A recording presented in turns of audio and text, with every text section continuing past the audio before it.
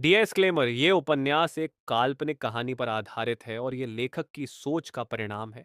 इसका कोई भी जाति, धर्म, रीति रिवाज या सामाजिक विश्वास को अपमानित करने का कोई इरादा नहीं है। ये सिर्फ मनोरंजन के उद्देश्य से बनाया गया है। नमस्ते दोस्तों, आपका स्वागत है Hindi web novel audio book पर। हम आगे सुनने जा रहे हैं एक बेहद रोमांचक कहानी, माई सीक्रेट पीस्ट शॉप सिस्टम। तो चलिए, बिना देर किए शुरू करते हैं आज की कहानी।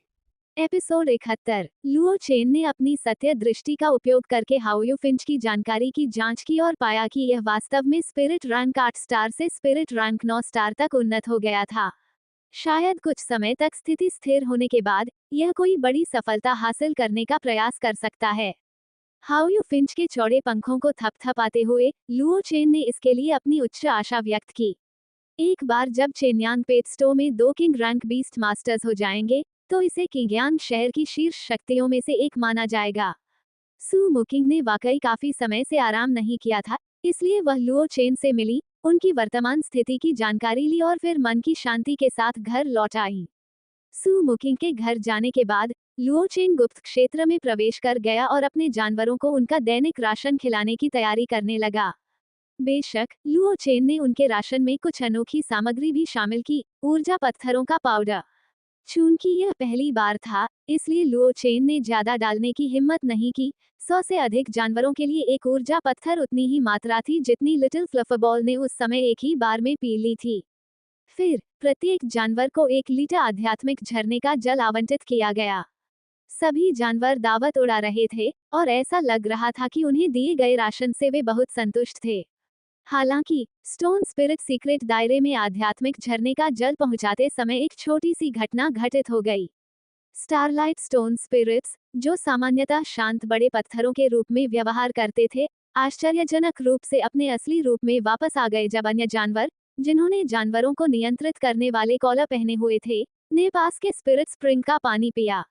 एक जोरदार झपट्टा मारकर उन्होंने पास के जानवरों पर हमला कर दिया, और जो जानवर चुपचाप आध्यात्मिक झरने का पानी पी रहे थे, वे बेखबर हवा में उड़ गए।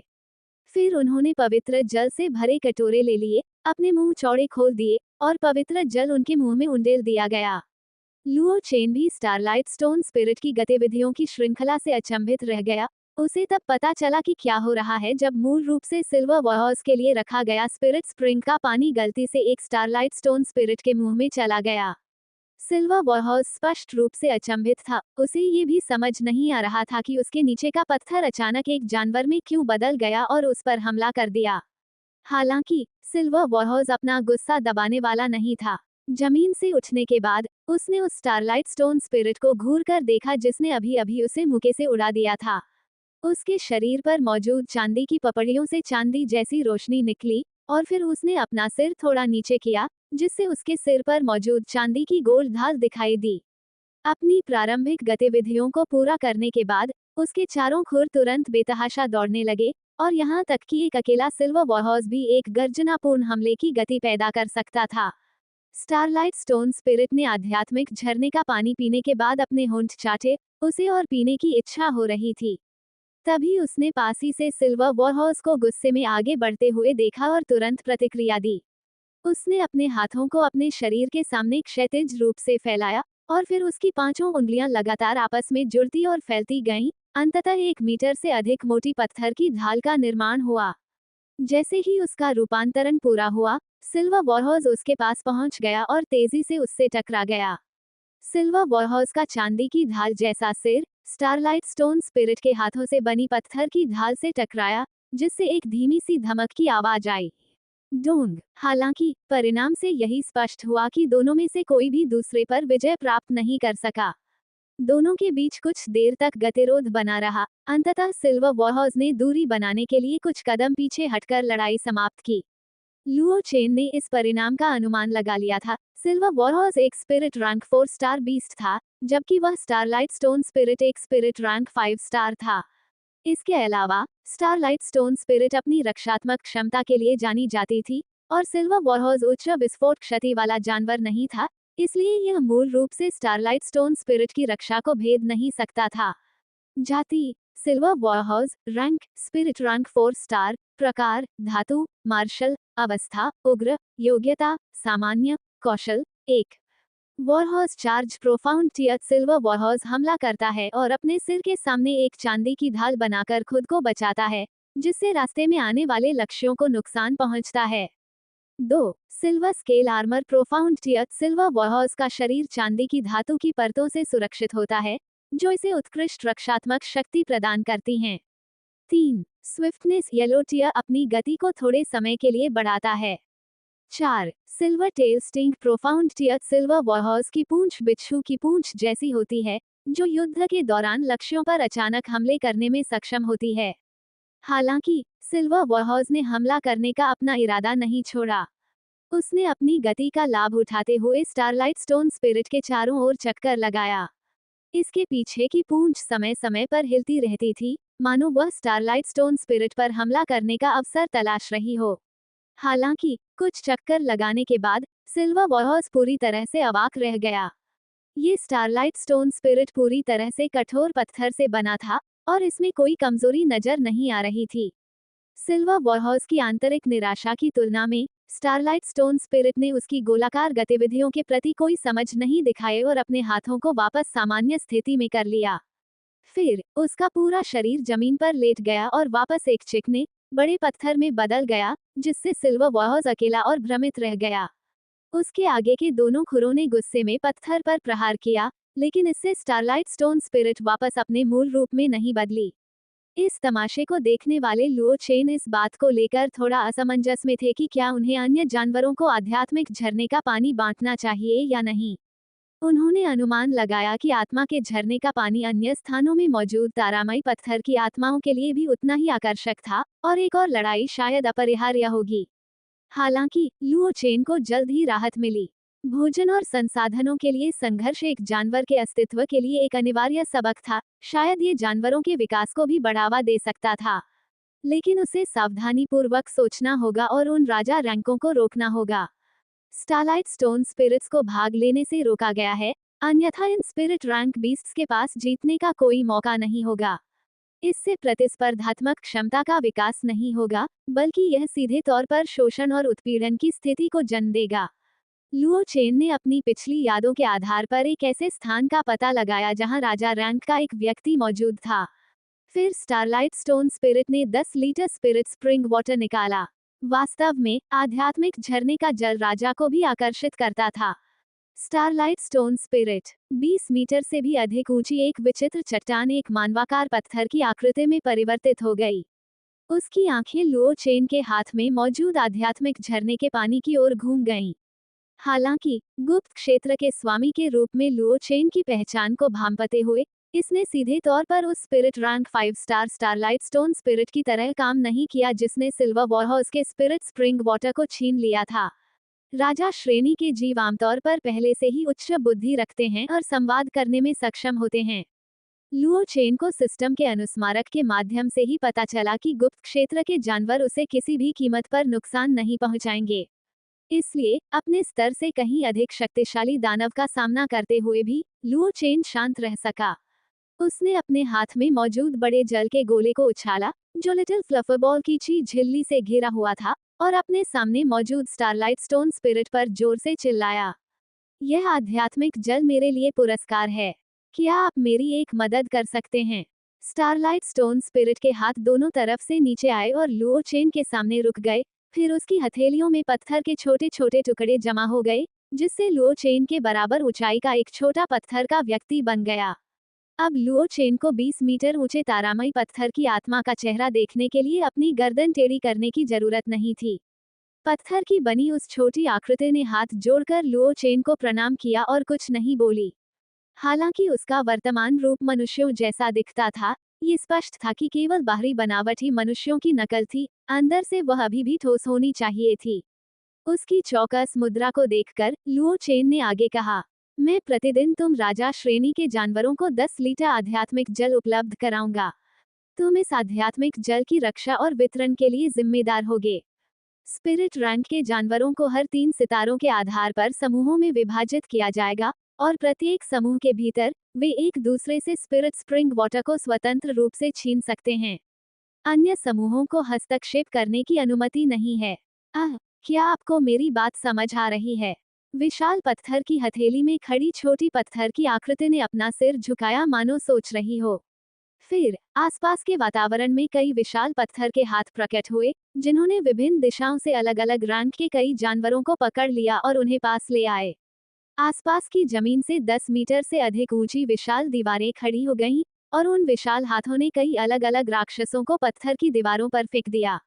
स्टारलाइट स्टोन स्पिरिट ने अपना विशाल हाथ लुओ चेन के सामने रखा, उसे उस पर कदम रखने का संकेत दिया, और लुओ चेन उछल पड़ा।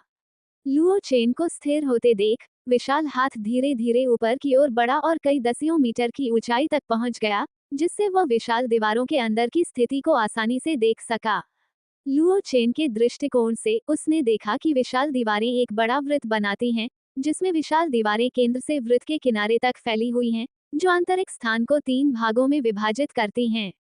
लुओ चेन के अनुरोध के अनुसार प्रत्येक 3 सितारा रैंक के जानवरों को वृत्त के 1/3 हिस्से में रखा गया था। स्टारलाइट स्टोन स्पिरिट ने अपने कार्यों से सीधे तौर पर यह प्रदर्शित किया कि वह लुओ चेन का अर्थ समझ गया था। लुओ चेन ने खुशी खुशी अपने हाथ में मौजूद आध्यात्मिक झरने का पानी उसके विशाल हाथ में रख दिया और कहा, तो मैं आपको दूसरे राजा को सूचित करने के लिए कहूंगा। स्टारलाइट स्टोन स्पिरिट्स ने मेरी प्रार्थना स्वीकार कर ली है।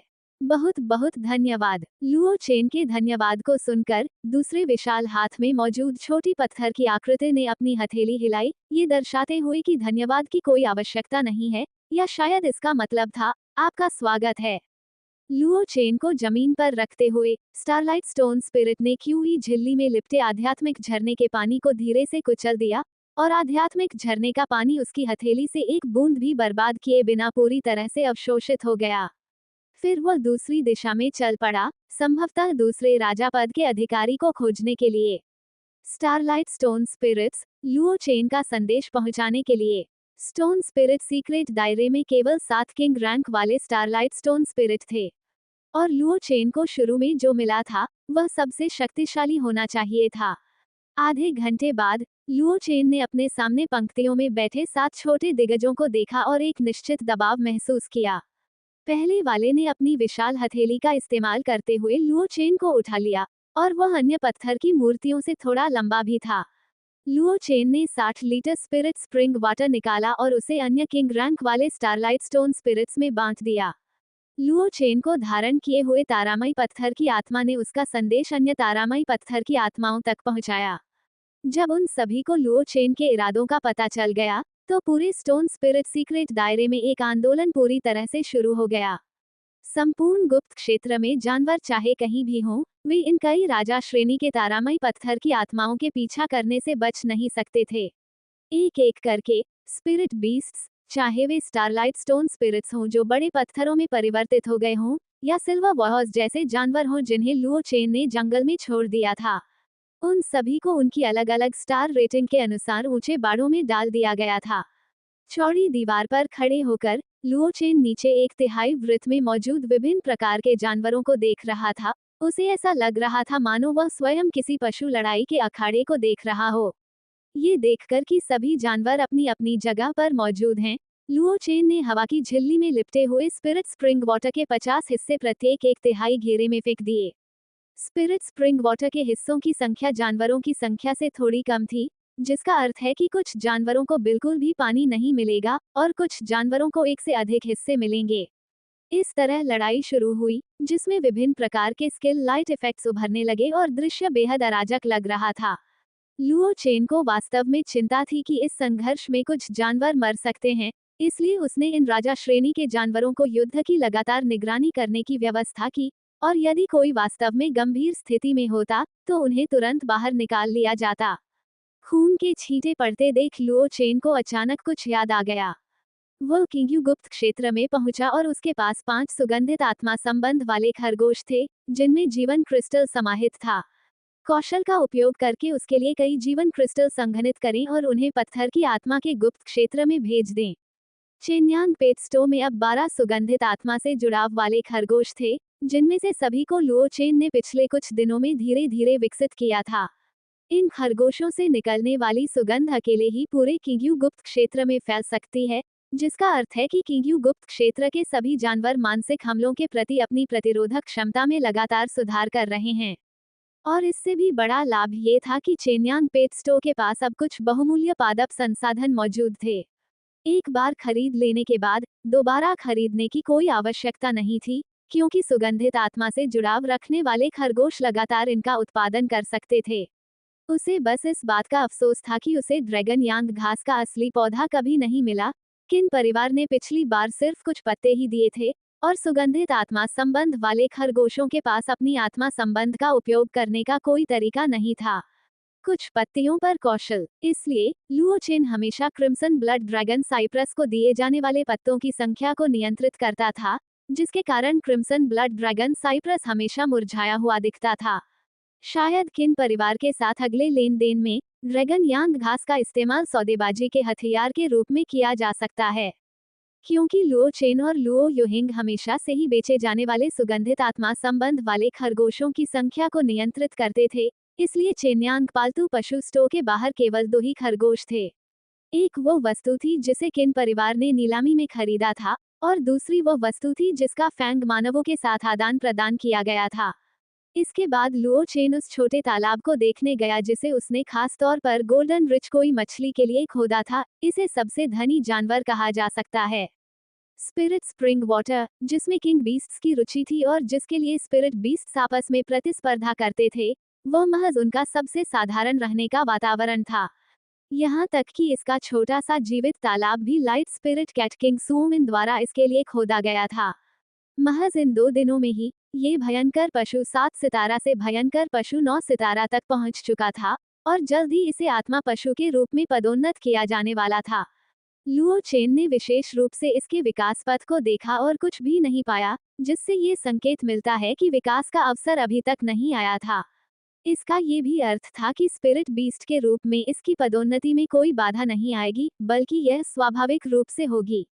गोल्डन रिच कोई को देखने के बाद लुओ चेन ने आखिरकार अपने द्वारा प्राप्त थाउजेंड ट्रिब्यूलेशन बीस्ट के अंडे का अध्ययन करने का मन बना लिया। लुओ चेन की पतली उंगलियां अनजाने में ही धूसर सफेद अंडे पर थपथपा रही थीं। वो सोच रही थी कि इसे सेने के लिए किन परिस्थितियों और संसाधनों की आवश्यकता होगी। मूनस्टार स्पिरिट की तरह अंडे से बच्चे निकलने की शर्तें ये होनी चाहिए कि तारों की रोशनी पहुंच के भीतर हो, या शायद 2 शर्तें हों, तारों की रोशनी और तारों की रोशनी से बनी किसी जीव जाति की पूजा। जब संदेह हो तो सिस्टम से पूछें। सिस्टम, इस 1000 विपत्ति वाले राक्षस को जन्म देने की शर्तें वास्तव में क्या हैं? उत्तर जानने के लिए कृपया होस्ट को अनलॉक करने के लिए 100 अंक खर्च करें। प्रश्नवाचक चिन्ह प्रश्नवाचक चिन्ह प्रश्नवाचक चिन्ह। लुओ चेन के मन में कई सवाल थे। ब्रदर सिस्टम, आप पहले ऐसे नहीं थे। सिस्टम का जवाब न्यायसंगत प्रतीत हुआ। होस्ट को स्टो को तेजी से विकसित करने और पूरे ब्रह्मांड में इसकी प्रतिष्ठा को फैलाने के लिए प्रेरित करने हेतु इस सिस्टम को अपग्रेड और ऑप्टिमाइज किया गया है। भविष्य में अलग अलग सवालों के जवाब पाने के लिए अलग अलग बिंदुओं की आवश्यकता होगी। भाई सिस्टम, हम एक दूसरे को इतने लंबे समय से जानते हैं, इस संबंध में तर्क वितर्क करने की कोई आवश्यकता नहीं है ना? लुओ चेन स्पष्ट रूप से अभी भी स्थिति को संभालने की कोशिश कर रहा था। हालांकि सिस्टम ने एकतरफा और न्यायसंगत रूप से लुओ चेन के बचाव के प्रयास को खारिज कर दिया। हमारे लिए बेहतर होगा कि हम हिसाब किताब स्पष्ट रूप से निपटा लें। कृपया उत्तर को अनलॉक करने के लिए संबंधित अंक खर्च करें। लुओ चेन ने अपने पैनल के दयनीय 200 अंकों को देखा और कुछ दुख के साथ कहा, ठीक है, 100 अंक ही सही, मुझे जवाब दो। लुओ चेन के चिड़चिड़े रवैये को लेकर सिस्टम बहुत शांत था, क्योंकि वह जानता था कि अगर उसे दिल का दर्द महसूस हो रहा है तो यह अच्छी बात है। इससे उसे अंक अर्जित करने की प्रेरणा मिल रही थी। हजारों विपत्तियों वाला जानवर, जैसा कि इसके नाम से पता चलता है, विपत्तियों से संबंधित एक जानवर है, लेकिन इसकी विपत्तियां वे नहीं हैं जो दूसरों पर आती हैं, बल्कि ये वह कष्ट है जिसका सामना स्वयं विकास को करना पड़ता है। इस कष्ट का कोई निश्चित स्वरूप नहीं है। ये भयंकर आग से जलना, अंधापन और बहरापन, या यहाँ तक कि गंभीर शारीरिक विकृतियां भी हो सकती हैं। हर बार जब ये सफलतापूर्वक किसी विकट परिस्थिति का सामना करता है तो इसकी शक्ति बढ़ती जाती है। कुछ हजार कष्ट भोगने वाले जीव हजार कष्टों और 100 कठिनाइयों का अनुभव करके देवता और पूर्वज बनते हैं, जबकि अन्य जन्म लेते ही नष्ट हो जाते हैं। वे अपने पहले कष्ट को भी पार करने में असमर्थ होते हैं। शायद उनकी जाति स्वभाव से ही बहुत शक्तिशाली है, इसलिए उन्हें स्वर्ग द्वारा शाप दिया गया है। इसलिए उनके अंडे जन्म लेते ही अपनी पहली परीक्षा से गुजरते हैं। इस समय आमतौर पर उन्हें पार पाना बहुत मुश्किल होता है, इसलिए अंडे से निकलने के चरण में ही 80% हजार विपत्ति वाले जीव नष्ट हो जाते हैं। इसके अंडे से बच्चे निकलने की विधि सरल है। एक पशु स्वामी को ढूंढे जो इसे ताजे खून में भिगोए और जब यह अभी भी अंडा हो तब उसके साथ एक अनुबंध पर हस्ताक्षर करे। किसी पशु स्वामी की देखरेख में जन्म के बाद अपनी पहली परीक्षा से गुजरने में सक्षम होने के बाद ये सक्रिय रूप से अंडे से बाहर निकलेगा। लुओ चेन ने सिस्टम द्वारा दी गई जानकारी का ध्यानपूर्वक अध्ययन किया। अंडे से बच्चा निकालने की विधि वास्तव में सरल थी, लेकिन अब लुओ चेन इस हजार विपत्ति वाले राक्षस को लुओ यांग को देने के बारे में थोड़ा संशय में था। हालांकि हजार विपत्तियों वाले राक्षस में अपार विकास की क्षमता थी, लेकिन उसमें बहुत सारे अस्थिर कारक मौजूद थे। विशेषकर इसलिए क्योंकि लुओ यांग की अपनी प्रतिभा एबिलिटी इनहेरिटेंस थी, जो उसे जानवरों से क्षमताएं प्राप्त करने की अनुमति देती थी। यदि उसे भी हजार विपत्तियों वाले राक्षस से विपत्तियां विरासत में मिली हों और हजार विपत्तियों वाले राक्षस को मूल रूप से अपनी विपत्तियों से उबरने में मदद करने के लिए एक राक्षस स्वामी की आवश्यकता थी, तो यह विपत्तियों पर विजय पाने का एक साझा अनुभव बन जाएगा। हालांकि लुओ चेन में जुआ खेलने का गुण था, लेकिन इसमें निश्चित रूप से जीवन की सुरक्षा के साथ जुआ खेलना शामिल नहीं था। लुओ चेन ने अपने हाथ में मौजूद हजार विपत्ति वाले राक्षस के अंडे को देखा, उसे एक तरफ रख दिया और फैसला किया कि जब उसे कोई उपयुक्त व्यक्ति मिलेगा तब वो इसे बाहर निकालेगा, शायद भविष्य में दुकान के कर्मचारियों के लिए या किसी और काम के लिए। जब उसकी ताकत थोड़ी बढ़ गई तो वह इसे अंडे सेने की विधि के साथ साथ बेच भी सकता था। लुओ यांग के दूसरे जानवर की बात करें तो वह दूसरा जानवर ढूंढ सकता है। फिलहाल गोल्डन रिच कोई काफी अच्छा है। अपने बड़े भाई के आसपास होने पर क्या उसे इस बात का डर होगा कि उसका जानवर किसी बाधा का सामना कर बैठेगा और आगे बढ़ने में असमर्थ हो जाएगा? ये सोचकर लुओ चेन को राहत की लहर महसूस हुई। जब तक वह स्टोन स्पिरिट सीक्रेट दायरे में लौटा, तब तक राक्षसों के बीच युद्ध बहुत पहले ही समाप्त हो चुके थे। लुओ चेन ने राजा रैंक वाले स्टारलाइट स्टोन स्पिरिट से युद्ध की स्थिति के बारे में पूछताछ की। इसने जिम्मेदारी पूर्वक 3 अलग-अलग स्तरों के राक्षसों में से 3 राक्षसों को बाहर निकाला। 1 सितारा से लेकर 3 सितारा तक के स्पिरिट बीस्ट्स में से जिसे बाहर निकाला गया वह स्विफ्ट बर्ड था। शायद इसकी अत्यधिक गति ने इसे अंदर एक निश्चित लाभ प्रदान किया। 4 से 6 सितारा स्तर के स्पिरिट बीस्ट्स में से जिसे बाहर निकाला गया वह था नीले रंग के पैटर्न वाला स्पिरिट पाइथन। मात्र 5 सितारा स्तर का होने के बावजूद ये 6 सितारा स्तर के कई स्पिरिट बीस्ट्स को हराने में सक्षम था। इससे लुओ चेन की इसमें रुचि काफी बढ़ गई और उसने स्वाभाविक रूप से इसे अपनी प्रमुख अवलोकन सूची में शामिल कर लिया। 7 सितारा से 9 सितारा तक के स्पिरिट बीस्ट्स में से जिसे बाहर निकाला गया वह एक स्टारलाइट स्टोन स्पिरिट था। ये 9 सितारा स्तर का एक विशालकाय स्पिरिट बीस्ट था और इसके शरीर के चारों ओर हो रहे उतार चढ़ाव को देखकर ऐसा प्रतीत होता था कि यह राजा जानवर बनने की कगार पर है। इसमें कोई आश्चर्य की बात नहीं थी कि यह कई जानवरों पर विजय प्राप्त कर सकता था और उनमें से सबसे अधिक पवित्र जल प्राप्त कर सकता था। हालांकि उसकी हालत बहुत अच्छी नहीं थी, उसके शरीर पर कई जगह चोटें थीं और अखाड़े के बाहर बुरी तरह से घायल जानवरों का ढेर जमीन पर पड़ा था। लुओ चेन ने सुगंधित आत्मा संबंध वाले खरगोशों से इन जानवरों के लिए लाए गए जीवन क्रिस्टल को पीसकर पानी में घोल दिया ताकि वे उसे पी सकें। उनकी भयानक और डरावनी चोटों को धीरे धीरे ठीक होते देख लुओ चेन के मन में सुगंधित आत्मा से जुड़े खरगोश के जीवन क्रिस्टल के प्रति और भी अधिक सराहना पैदा हो गई। कौशल युद्ध क्षेत्र में इसे निश्चित रूप से एक रणनीतिक संसाधन माना जा सकता है। शायद भविष्य में स्टोर में बिक्री के लिए एक नई वस्तु जोड़ी जा सकती है।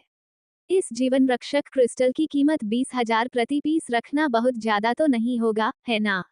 अगले कुछ दिनों में लुओ चेन का जीवन बहुत ही नियमित हो गया। सुबह का समय उनकी स्वयं की साधना के साथ साथ ले जियान, 2 पूंछ वाली बिल्ली और ताइकियान बादल वेल के प्रशिक्षण के लिए समर्पित था। दोपहर के समय वह अपने द्वारा खरीदे गए कुछ बीस्ट मास्टर्स का चयन करता था, जिन्हें वह प्रशिक्षण और संवर्धन के लिए अपनी सर्वोच्च प्राथमिकता मानता था। शाम का समय लुओ चेन के अध्ययन का समय होता था। या तो वो लुओ युहिंग से बीस्ट मास्टर्स की साधना के बारे में महत्वपूर्ण बातें सीखता था, या फिर वह बीस्ट मास्टर्स को पालने की अपनी अनूठी विधि की खोज के लिए अपना खुद का शोध करता था। इसलिए लुओ चेन का दैनिक कार्यक्रम पूरी तरह से भरा हुआ था। सुबह आंखें खोलने से लेकर रात को आंखें बंद करने तक व्यस्त रहता था, जो कि व्यस्त होने के साथ साथ संतुष्टिदायक भी था। इन परिस्थितियों में साथ ही लुओ चेन द्वारा दोनों नन्हे पशु स्वामियों को दिए गए विशेष प्रशिक्षण के कारण लुओ चेन की समग्र शक्ति में लगातार सुधार हुआ और पशु स्वामियों की साधना के बारे में उनका पेशेवर ज्ञान भी तेजी से बढ़ा। कम से कम वह ब्रीडर प्रतियोगिता के दौरान केवल बीस्ट मास्टर के विकास को प्रदर्शित करने तक ही सीमित नहीं रहेगा। ब्रीडर प्रतियोगिता विभिन्न आयामों से एक ब्रीडर की ताकत का मूल्यांकन करती है, जिसमें विशिष्ट बीस्ट मास्टर्स के लिए अभूतपूर्व औषधि तैयार करने की उनकी क्षमता और बीस्ट मास्टर की अंतर्निहित ताकत में सुधार को ध्यान में रखा जाता है। एक बीस्ट मास्टर की ताकत में सुधार में नई स्किल सीखना, बीस्ट मास्टर की लड़ाइयों के दौरान उनकी प्रतिक्रिया क्षमता में सुधार और उनके बीस्ट मास्टर की बुद्धिमत्ता में वृद्धि करना शामिल है। आज 9 जुलाई है और किंग्यांग शहर के निवासियों द्वारा बेसब्री से प्रतीक्षित इल्यूजन वर्ल्ड आखिरकार किंग्यांग शहर में आ गया है। आज सुबह तड़के ही लुओ चेन को किंग्यांग शहर की वायु झिल्ली में एक रहस्यमय परिवर्तन दिखाई देने लगा। वायु झिल्ली, जो मूल रूप से रंगहीन और पारदर्शी थी और केवल प्रकाश को विकृत करने के तरीके से ही ध्यान देने योग्य थी, अब उसमें रेशेदार पदार्थ के छोटे छोटे कण मौजूद थे। इसके अलावा सबसे आश्चर्यजनक बात ये थी कि वायु झिल्ली की सतह पर हरे नीले रंग के पत्तों की शिराओं जैसे पैटर्न मौजूद थे। ये काल्पनिक और रहस्यमय प्रतीत होता था। सौभाग्यवश किंग्यांग शहर के प्रत्येक निवासी को जल्द ही नगर प्रमुख के महल से उनके टर्मिनलों पर एक संदेश प्राप्त हुआ। किंग्यांग नगर प्रमुख की हवेली की घोषणा, नगर की सुरक्षात्मक वायु झिल्ली को उन्नत कर दिया गया है। अब से नगर में स्थित प्रत्येक पशु स्वामी, चाहे वह कहीं भी हो, ध्यान के माध्यम से मायावी लोक में प्रवेश कर सकता है। ध्यान विधि संलग्नक में पाई जा सकती है। कृपया ध्यान दें कि मायावी दुनिया में प्रवेश करने के लिए एक निश्चित मात्रा में मानसिक ऊर्जा की आवश्यकता होती है। यदि आपकी मानसिक ऊर्जा अपर्याप्त है तो कृपया प्रवेश न करें। अनुलग्नक 1। लुओ चेन ने अनुलग्नक 1 खोला और ध्यान विधि की समीक्षा की। ये वास्तव में बहुत सरल थी। मायावी दुनिया में प्रवेश करने के लिए केवल अपनी मानसिक ऊर्जा को एक विशिष्ट पैटर्न के अनुसार प्रवाहित करना आवश्यक था। बेशक ये पिछले ब्रीडर मूल्यांकन से पूरी तरह अलग था, जिसमें किसी विशेष ध्यान विधि की आवश्यकता नहीं थी, बस एक बड़े पत्थर पर बैठकर ध्यान करना होता था। हालांकि उन्होंने कहा कि तकनीक को अपग्रेड कर दिया गया था, इसलिए ये काफी सामान्य बात लग रही थी। लुओ चेन चेन्यांग पेटस्टो की दूसरी मंजिल पर स्थित साधना कक्ष के फर्श पर पालथी मारकर बैठ गया, ये देखने के लिए तैयार था कि इस उन्नत मायावी दुनिया और पिछली दुनिया के बीच क्या अंतर है।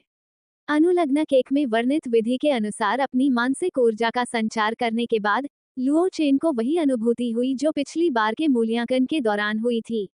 उनकी मानसिक चेतना लगातार ऊपर की ओर उठती रही, फिर ऐसा लगा जैसे उसने किसी चीज को छुआ हो, और उनकी पूरी चेतना धीरे धीरे एक हो गई। जब लुओ चेन ने अपनी आंखें खोली, तो उसने खुद को एक खाली कमरे में पाया। लुओ चेन ने चारों ओर देखा, क्या सिस्टम अपग्रेड से पहले उसकी अपनी दुकान ऐसी ही नहीं दिखती थी। इससे भी बुरी बात यह थी कि दुकान में पहले कुछ फर्नीचर हुआ करता था, लेकिन अब वहां फर्नीचर का एक भी टुकड़ा नहीं बचा था, वहां सचमुच खाली दीवारें थीं। लुओ चेन ने दूसरी मंजिल की खिड़की खोली और सड़क की ओर देखा।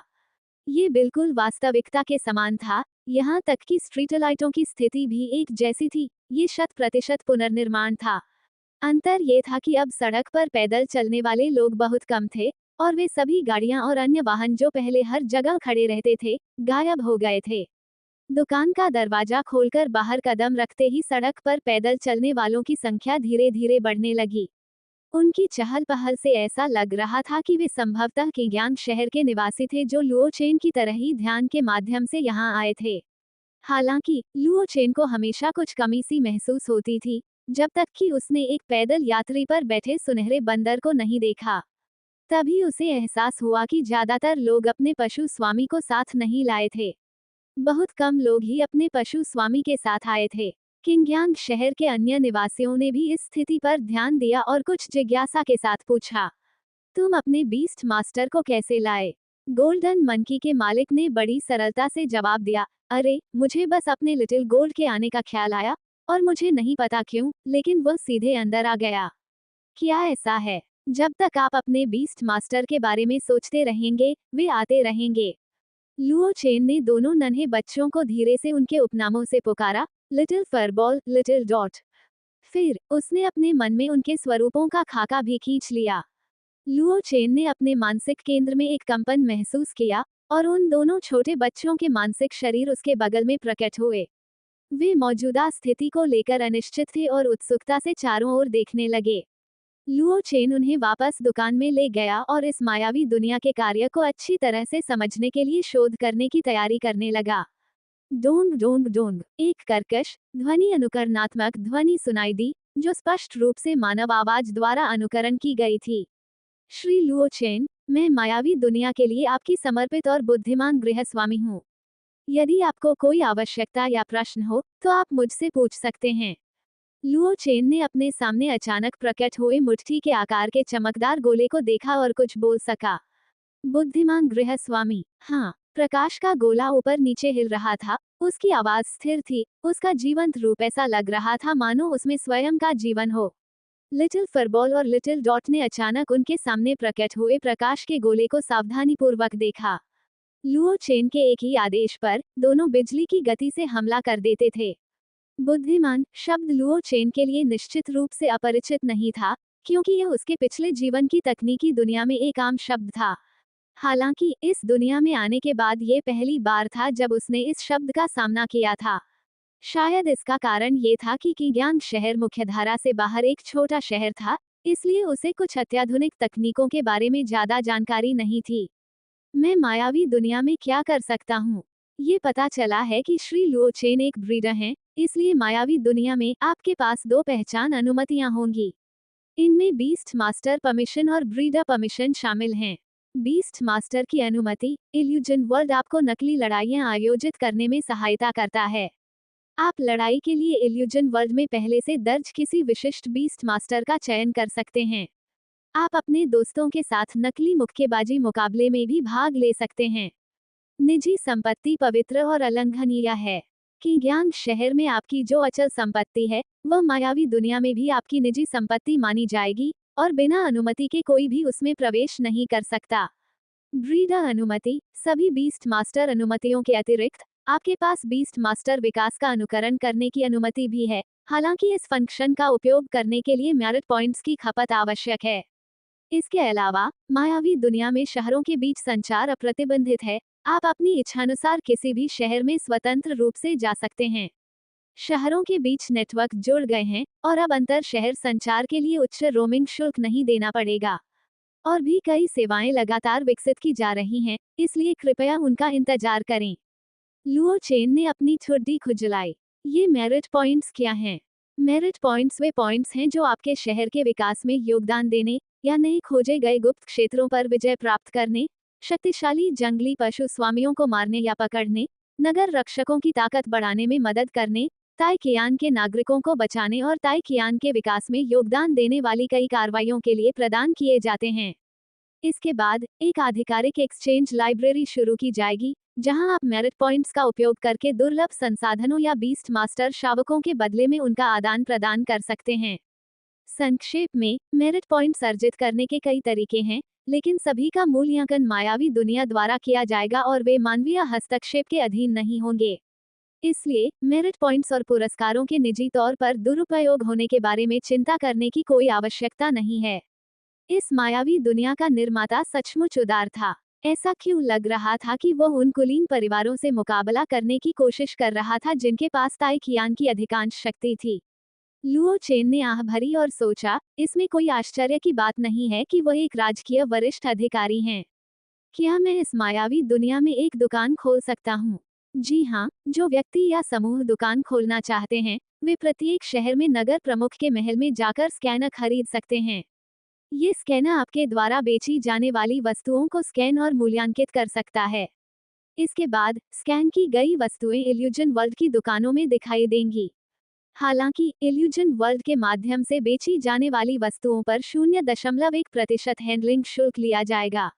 शहरों के बीच होने वाले लेन देन में लगने वाले उच्च शुल्क के लिए खरीदारों और विक्रेताओं से अनुरोध है कि वे स्वयं बातचीत करके उनका समाधान करें। लुओ चेन मूल रूप से अपने पिछले जीवन की तरह एक ऑनलाइन दुकान खोलना चाहता था, लेकिन शहरों के बीच अत्यधिक दूरी को देखते हुए शिपिंग लागत सामान की कीमत से भी अधिक हो सकती है। अचानक उन्हें लगा कि ऑनलाइन दुकान खोलना कोई बहुत अच्छा विचार नहीं है। अब वो मिडिल सिटी में एक दुकान खोलने के उपायों पर विचार कर रहा था, क्योंकि जैसे जैसे उसकी रैंक बढ़ती जाएगी, बीस्ट मास्टर्स को बेचने के सिस्टम के कार्य की रैंक भी बढ़ती जाएगी। उस समय किंगयांग शहर की क्रय शक्ति शायद बहुत सारे किंग बीस्ट और उच्च श्रेणी के आध्यात्मिक बीस्ट मास्टर्स की जरूरतों को पूरा करने में सक्षम न हो। इस मामले की योजना पहले से ही बनानी आवश्यक थी। जहां तक इस इल्यूजन वर्ल्ड की बात है, यह मूल रूप से इंटरनेट का एक 3D संस्करण था, जिसमें कुछ अतिरिक्त जादुई सिमुलेशन फंक्शन जोड़े गए थे। हालांकि इसमें कल्पना का पुट था, लेकिन एक पुनर्जन्म लेने वाले व्यक्ति के रूप में यह उसके लिए पूरी तरह से स्वीकार्य था। इसके अतिरिक्त उनके सामने एक पैनल प्रकट हुआ, जिसमें संचार, व्यक्तिगत बैंक खातों के लिए अनुभाग थे, मानो उनके टर्मिनल के सभी कार्यों को वहां स्थानांतरित कर दिया गया हो। ये सुविधाजनक और कारगर था, और सबसे महत्वपूर्ण बात ये थी कि उसे मासिक इंटरनेट शुल्क नहीं देना पड़ता था। मायावी दुनिया में प्रवेश करते समय उसे केवल थोड़ी मात्रा में मानसिक ऊर्जा खर्च करनी पड़ती थी, जो स्वतः ही पुनः प्राप्त हो जाती थी। यह आम लोगों के लिए एक वरदान था। इस समय उसके मैसेज इंटरफेस ने उसे सूचित किया कि उसे एक संदेश प्राप्त हुआ है। प्रिय श्री लुओ चेन, आपने युवा पशु प्रशिक्षक प्रतियोगिता के लिए सफलतापूर्वक पंजीकरण कर लिया है। प्रतियोगिता 20 जुलाई, नवयुग कैलेंडर 552 को आयोजित की जाएगी। कृपया उस समय नगर प्रमुख के महल में उपस्थित होकर भाग लें। किंगयांग नगर प्रमुख का महल। लुओ चेन इस खबर से थोड़ा हैरान था। क्या वरिष्ठ परिषद की पिछली घोषणा में यह नहीं कहा गया था कि आधिकारिक प्रतियोगिता की तारीखें 1 अगस्त से 15 अगस्त तक थीं? किंगयांग नगर के स्वामी के महल ने प्रतियोगिता का आयोजन इतने पहले क्यों किया? जब लुओ चेन ने ये पंक्ति देखी, प्रतियोगिता का विशिष्ट समय प्रत्येक शहर की आधिकारिक घोषणा के अधीन होगा, तो वह समझ गया। ये वाकई में बुजुर्गों की परिषद द्वारा घोषित की गई बात से अलग था, लेकिन ये जल्दी कार्यक्रम तय करना कुछ ज्यादा ही था। लुओ चेन ने मन ही मन इस बात को याद रखा, लेकिन इस पर ज्यादा ध्यान नहीं दिया। राष्ट्रीय वरिष्ठ झुआंग शेंग द्वारा प्रकाशित विकास पथ को खोजने में मेरी मदद करें। लुओ चेन ने अपने बगल में मौजूद प्रकाश के गोले को देखा। आपके लिए निम्नलिखित सामग्री ढूंढी गई है। लुओ चेन के सामने एक बड़ी स्क्रीन दिखाई दी, जो सिस्टम पैनल के समान थी, और उस पर बहुत सारा टेक्स्ट प्रदर्शित हो रहा था। गोल्डन सिल्क बर्ड का विकास पथ। Golden silk bird wonderful sound bird 1000 ton wild sound bird. Golden silk bird 9 सितारा भयंकर जीव के अधिकतम स्तर तक पहुंच सकता है। जब यह 9 सितारा भयंकर जीव बन जाता है, तो आध्यात्मिक शक्ति द्वारा परिष्कृत और पिघलाकर तरल रूप में परिवर्तित की गई सामग्री के रूप में 2:1 के अनुपात में सुनहरे रेशम और प्रतिध्वनि पत्थरों का उपयोग करें। गोल्डन सिल्क बर्ड को लगातार 10 दिनों तक प्रतिदिन 10 मिलीलीटर पानी पीने दे ताकि उसका विकास शुरू हो सके। वंडरफुल साउंड बर्ड एक किंग बीस्ट प्रजाति है, और 9 स्टार किंग बीस्ट स्तर पर पहुंचने पर यह फिर से विकसित हो सकती है। इस विकास के लिए पूर्व शर्त यह है कि अद्भुत ध्वनि पक्षी 9 सितारा राजा जानवर के क्षेत्र तक पहुंचे और कम से कम पृथ्वी स्तर का ध्वनि तत्व कौशल रखता हो। विकास के लिए आवश्यक सामग्री: प्रतिध्वनि दीवार, 3 अलग अलग ध्वनि तत्व वाले राजा श्रेणी के जानवरों का मांस और रक्त, और लिकर ग्रीन फ्रूट। प्रत्येक प्रकार के मांस और रक्त का सेवन करने के बाद तुरंत एक लिकर ग्रीन फ्रूट का सेवन करें, फिर प्रतिध्वनि दीवार की ओर एक ध्वनि तत्व कौशल छोड़ें। प्रतिध्वनि दीवार द्वारा लौटाए गए ध्वनि तत्व कौशल को सहन करते हुए इसे 3 बार दोहराएं, और विकास की उच्च संभावना है। यह एक वाइल्ड रैंक पेट 1000 टन वाइल्ड साउंड बर्ड बन जाएगा। लुओ चेन को आध्यात्मिक शुद्धि की विधि का विस्तृत विवरण भी मिला, जिसे अविश्वसनीय रूप से गहन कहा जा सकता है। इस गोल्डन सिल्क बर्ड का विकास पथ कई में से एक था, और इसे उन कुछ पक्षियों में से एक माना जाता था जो उन्नति के बाद उच्चतम रैंक तक पहुंच सकते थे। ऐसे कई अन्य जीव भी थे जो राजा जीव या आत्मा जीव में विकसित हो सकते थे, लेकिन लुओ चेन के पास इस समय उन सभी का व्यक्तिगत रूप से अध्ययन करने का समय नहीं था। ये कहा जा सकता है कि राष्ट्रीय वरिष्ठ झुआंग शेंग द्वारा प्रकाशित सामग्री हुआगुओ में वर्तमान में ज्ञात सभी विकास पथों का लगभग 1/4 हिस्सा है। उन कुलीन परिवारों के लिए जो इवोल्यूशन पाथस को सख्ती से नियंत्रित करते थे, ये निस्संदेह एक गंभीर झटका था। इसलिए जहां हम लोग राष्ट्रीय बुजुर्ग झुआंग शेंग के प्रति कृतज्ञ थे, वहीं कुलीन परिवार उनसे दिल से नफरत करते थे। विकास पथ ज्ञात होने के बावजूद सामान्य बीस्ट मास्टर्स को अभी भी बीस्ट के विकास को सुगम बनाने के लिए आवश्यक सामग्रियों को परिष्कृत करने के लिए विशेष रूप से एक ब्रीडर की तलाश करने की आवश्यकता होती थी। हालांकि ये पिछली स्थिति से कहीं बेहतर था, कम से कम बीस्ट के विकास के लिए एक दिशा तो थी। इससे आम पशुपालकों का मूल्य भी बढ़ गया। पूरक सेटिंग केवल प्रजनक की आध्यात्मिक शक्ति ही जानवरों के विकास के लिए आवश्यक सामग्रियों को प्रभावी ढंग से परिष्कृत कर सकती है। बीस्ट मास्टर की विशेष प्रतिभा बीस्ट युद्ध या विकास के दौरान बोनस प्रदान कर सकती है। कुछ और विकास पथों को देखने के बाद लुओ चेन ने पाया कि उसके पिता द्वारा उसे सिखाए गए कई विकास पथ भी मूल रूप से राष्ट्रीय एल्डर झुआंग शेंग द्वारा खोजे गए थे। वास्तविक दुनिया में अपने शरीर पर थपथपाहट महसूस करते हुए लुओ चेन ने अनिच्छा से ज्ञान के सागर से अपना ध्यान हटा लिया। उसकी चेतना धीरे धीरे नीचे उतरी और वो वास्तविक दुनिया में लौट आया। लुओ चेन ने अपनी आंखें खोली और देखा कि लुओ युहिंग अपना हाथ पीछे खींच रहा है। पिताजी, क्या हुआ? लुओ चेन खड़ा हुआ, अपनी पीठ थपथपाई और उत्सुकता से लुओ युहिंग की ओर देखा। लियांग कॉर्पोरेशन का कोई व्यक्ति उन विशेष जीवों से संबंधित एक व्यापारिक सौदे पर हमसे चर्चा करना चाहता है, इसलिए आपको उनकी बात सुननी चाहिए और निर्णय लेना चाहिए। लुओ युहिंग ने शांत भाव से स्थिति को समझाया। लियांग कॉर्पोरेशन व्यापार पर चर्चा कर रहे हैं, उनके जानवरों से संबंधित। पल भर में लुओ चेन के दिमाग में कई अटकलें कौंध गईं। ठीक है, अब लुओ युहिंग ने सिर हिलाया और आगे आगे सीढ़ियों से नीचे जाते हुए कहा, वे अब नीचे हैं। लुओ चेन ने अभी अभी जागे हुए दोनों छोटे बच्चों को देखा, उनके सिर पर हाथ फेरा और उन्हें दूसरी मंजिल पर अकेले खेलने के लिए कहा। वो लुओ युहिंग के पीछे पीछे नीचे चला गया।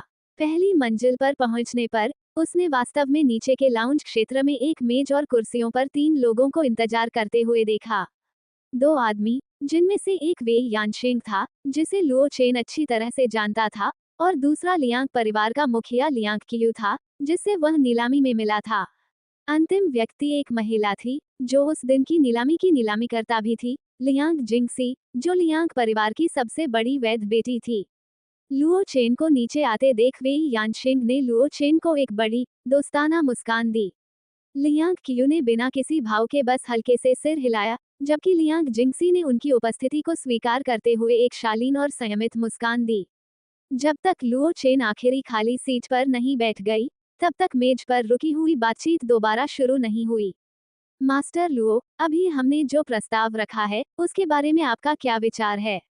लियांग कियू के शब्दों में थोड़ी सी जल्दबाजी झलक रही थी, जो उनके परिपक्व और स्थिर व्यक्तित्व के कुछ हद तक विपरीत थी।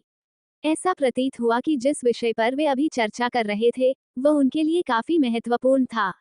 लुओ युहिंग का चेहरा शांत था। जिस मामले पर हमने अभी चर्चा की, उसके बारे में आप सीधे मेरे बेटे से बात कर सकते हैं। आखिरकार मैंने ये दुकान उसे सौंप दी है, इसलिए व्यापारिक बातचीत और इस तरह के मामलों में उनके पास पूरा अधिकार है। लियांग कियू ने लुओ चेन की ओर देखा, उसके चेहरे पर थोड़ी झिझक थी। इस अनुभवहीन लड़के से चर्चा करूं? क्या ये शायद लुओ युहिंग का इनकार करने का तरीका था? वह सीधे तौर पर इनकार नहीं करना चाहता था, इसलिए उसने ये काम एक युवक को सौंप दिया। इसलिए स्वाभाविक रूप से उनके चेहरे पर निराशा झलक रही थी। यानशिंग, तुम इस युवा भाई से बात करो। वेई यानशिंग ने गंभीरता से सिर हिलाया। युवा लुओ चेन का सामना करते हुए भी उन्होंने अवमानना का कोई निशान नहीं दिखाया। लुओ चेन से मिलने के बाद ही उनके करियर में सुगम प्रगति शुरू हुई, इसलिए वे हमेशा लुओ चेन को अपना भाग्य मानते थे। अब तो वे समूह के अध्यक्ष का अनुसरण भी कर सकते थे। लियांग कॉर्पोरेशन के भीतर यह एक अद्वितीय पद था, जो लियांग परिवार के सदस्यों से अलग था, इसलिए स्वाभाविक रूप से वह अपने भाग्य को नजरअंदाज नहीं करेगा। बात कुछ इस तरह है, युवा बॉस, हमारी लियांग कॉर्पोरेशन चेन्यांग पेटस्टो के साथ एक व्यापारिक समझौते पर चर्चा करना चाहती है। मुझे आश्चर्य है कि क्या युवा बॉस लियुगुआंग शहर में अपना कारोबार बढ़ाने में रुचि रखते हैं। वेई यानशिंग ने लुओ युहिंग की बातों को गंभीरता से लिया और लुओ चेन से यह सवाल पूछा। जब उसने यह बात उठाई तो लुओ चेन को वाकई दिलचस्पी हो गई। ऐसा क्यों? लुओ चेन की रुचि देखकर वेई यानशिंग के चेहरे पर भी तनाव कम हो गया। इसका मतलब है कि आपका स्टोर कुछ अनोखे जीव उपलब्ध कराएगा, जैसे कि पिछली बार का सुगंधित आत्मा संबंध खरगोश या तारामयी पत्थर की आत्मा। हम बीस्ट्स की आगे की बिक्री और प्रचार के लिए जिम्मेदार होंगे। हम अंतिम बिक्री मूल्य से केवल 5% कमीशन लेंगे। पिछली बार किंगयांग शहर में बिकने वाले सुगंधित आत्मा से जुड़ाव वाले खरगोश पर 7% कमीशन था, हालांकि इसमें उनके द्वारा किए गए विज्ञापन भी शामिल थे। हालांकि इस बार लियुगुआंग शहर जाने पर श्रम लागत और विज्ञापन स्थल शुल्क के अलावा केवल एक शहर से दूसरे शहर जाने की शिपिंग लागत ही काफी अधिक होगी। इसलिए अगर बीस्ट्स की अंतिम नीलामी कीमत अच्छी नहीं रही तो उन्हें काफी पैसा लगाना पड़ सकता है। लियुगुआंग शहर हमारे निचले शहर जैसा तो नहीं है। अगर आपके जानवरों की बिक्री नहीं बढ़ी तो क्या हम सामग्री की लागत भी नहीं वसूल पाएंगे?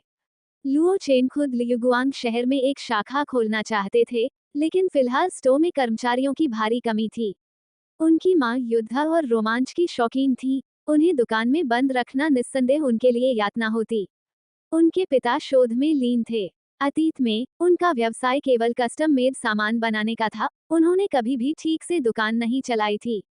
उनका छोटा भाई अभी स्कूल में पढ़ रहा था, इसलिए उस पर विचार नहीं किया गया। इसलिए जब तक उसे उपयुक्त और भरोसेमंद कर्मचारी नहीं मिल जाते, लुओ चेन ने सोचा कि दूसरों को बिक्री एजेंट के रूप में काम पर रखना भी एक अच्छा विकल्प है।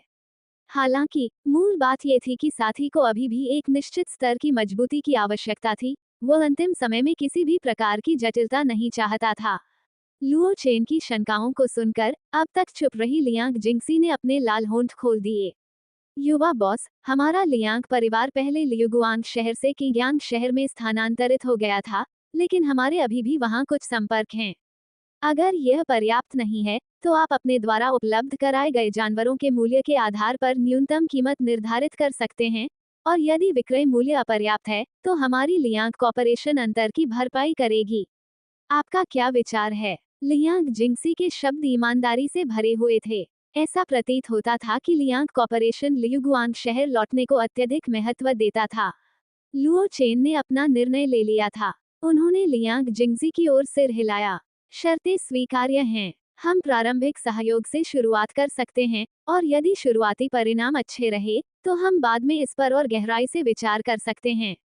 लुओ चेन के बोलने के बाद लियांग जिंगजी और वेई यानशिंग ने आश्चर्य से लुओ चेन की ओर देखा। यहाँ तक कि लियांग कियू, जिसने अभी अभी सोचा था कि यह यात्रा निष्फल होगी, ने भी आश्चर्य का भाव दिखाया। उसने लुओ युहिंग की ओर देखा, और ये देखकर कि उसका इनकार करने का कोई इरादा नहीं है, उसने अपना मुंह खोला। मास्टर लुओ, इस बारे में। इससे पहले कि वह अपनी बात पूरी कर पाता, लू युहिंग ने उसकी बात समझकर जवाब दिया, उसका मतलब चेन्यांग पेट स्टोर से है। कृपया अनुबंध तैयार कर लीजिए, महाप्रबंधक लियांग। लियांग कियू के शब्द बीच में ही रुक गए, लेकिन उन्होंने कोई नाराजगी नहीं दिखाई, बल्कि उन्होंने लुओ चेन को एक दयालु और सौहार्दपूर्ण भाव दिया। और उसने अपने बगल में खड़े वेई यानशेंग को निर्देश दिया, जल्दी से तैयार अनुबंध लाओ ताकि युवा बॉस उसकी समीक्षा कर सकें। लियांग कियू के चेहरे के लगातार बदलते भावों को देखकर लुओ चेन ने आश्चर्य से अपनी भौहें ऊपर उठा लीं। एक निगम के अध्यक्ष के रूप में क्या उनके सूक्ष्म भाव कुछ ज्यादा ही दिखावटी नहीं थे? उन्होंने वेई यानशेंग द्वारा सौंपे गए अनुबंध को लिया, उसकी समीक्षा की और उसमें कोई कमी न पाकर उस पर अपनी मुहर लगा दी। अनुबंध की 2 प्रतियां थीं। वेई यानशेंग को लियांग कॉर्पोरेशन की प्रति को सावधानी पूर्वक रखते हुए देखकर लियांग कियू मुस्कुराई और लुओ युहिंग से बोली, मास्टर लुओ, क्या मैं आपसे पूछ सकता हूँ कि आप किस प्रकार का पशु स्वामी उपलब्ध कराएंगे? हम पहले से ही व्यवस्था कर सकते हैं। 3 spirit rank 7 star starlight stone spirit के बारे में क्या ख्याल है? लुओ युहिंग की ओर से लुओ चेन ने जवाब दिया। यद्यपि किंगयांग शहर में उच्च स्तरीय स्पिरिट रैंक बीस्ट अभी भी अपेक्षाकृत दुर्लभ हैं, लेकिन लियुगुआंग शहर में इनकी संख्या बहुत कम है। हमें उम्मीद है कि मास्टर लू कुछ किंग रैंक बीस्ट तैयार कर सकेंगे। या किंग बीस्ट स्पीशीज पिछली बार के सुगंधित आत्मा संबंध वाले खरगोश की तरह हैं। लू युहिंग लियुगुआंग जैसे मध्यम आकार के शहर की स्थिति से अच्छी तरह वाकिफ थे। उन्होंने कहा, अगर ऐसा है, तो मुझे तैयारी के लिए आधा महीना दीजिए, फिर आप दोबारा आ सकते हैं। लियांग कियू मूल रूप से लुओ युहिंग, यानी उज्ज्वल चंद्रमा प्रजनक के लिए आया था। क्योंकि लियुगुआंग शहर में भी एक जंगली ब्राइट मून ब्रीडर विभिन्न शक्तियों का सम्मानित अतिथि बन सकता था।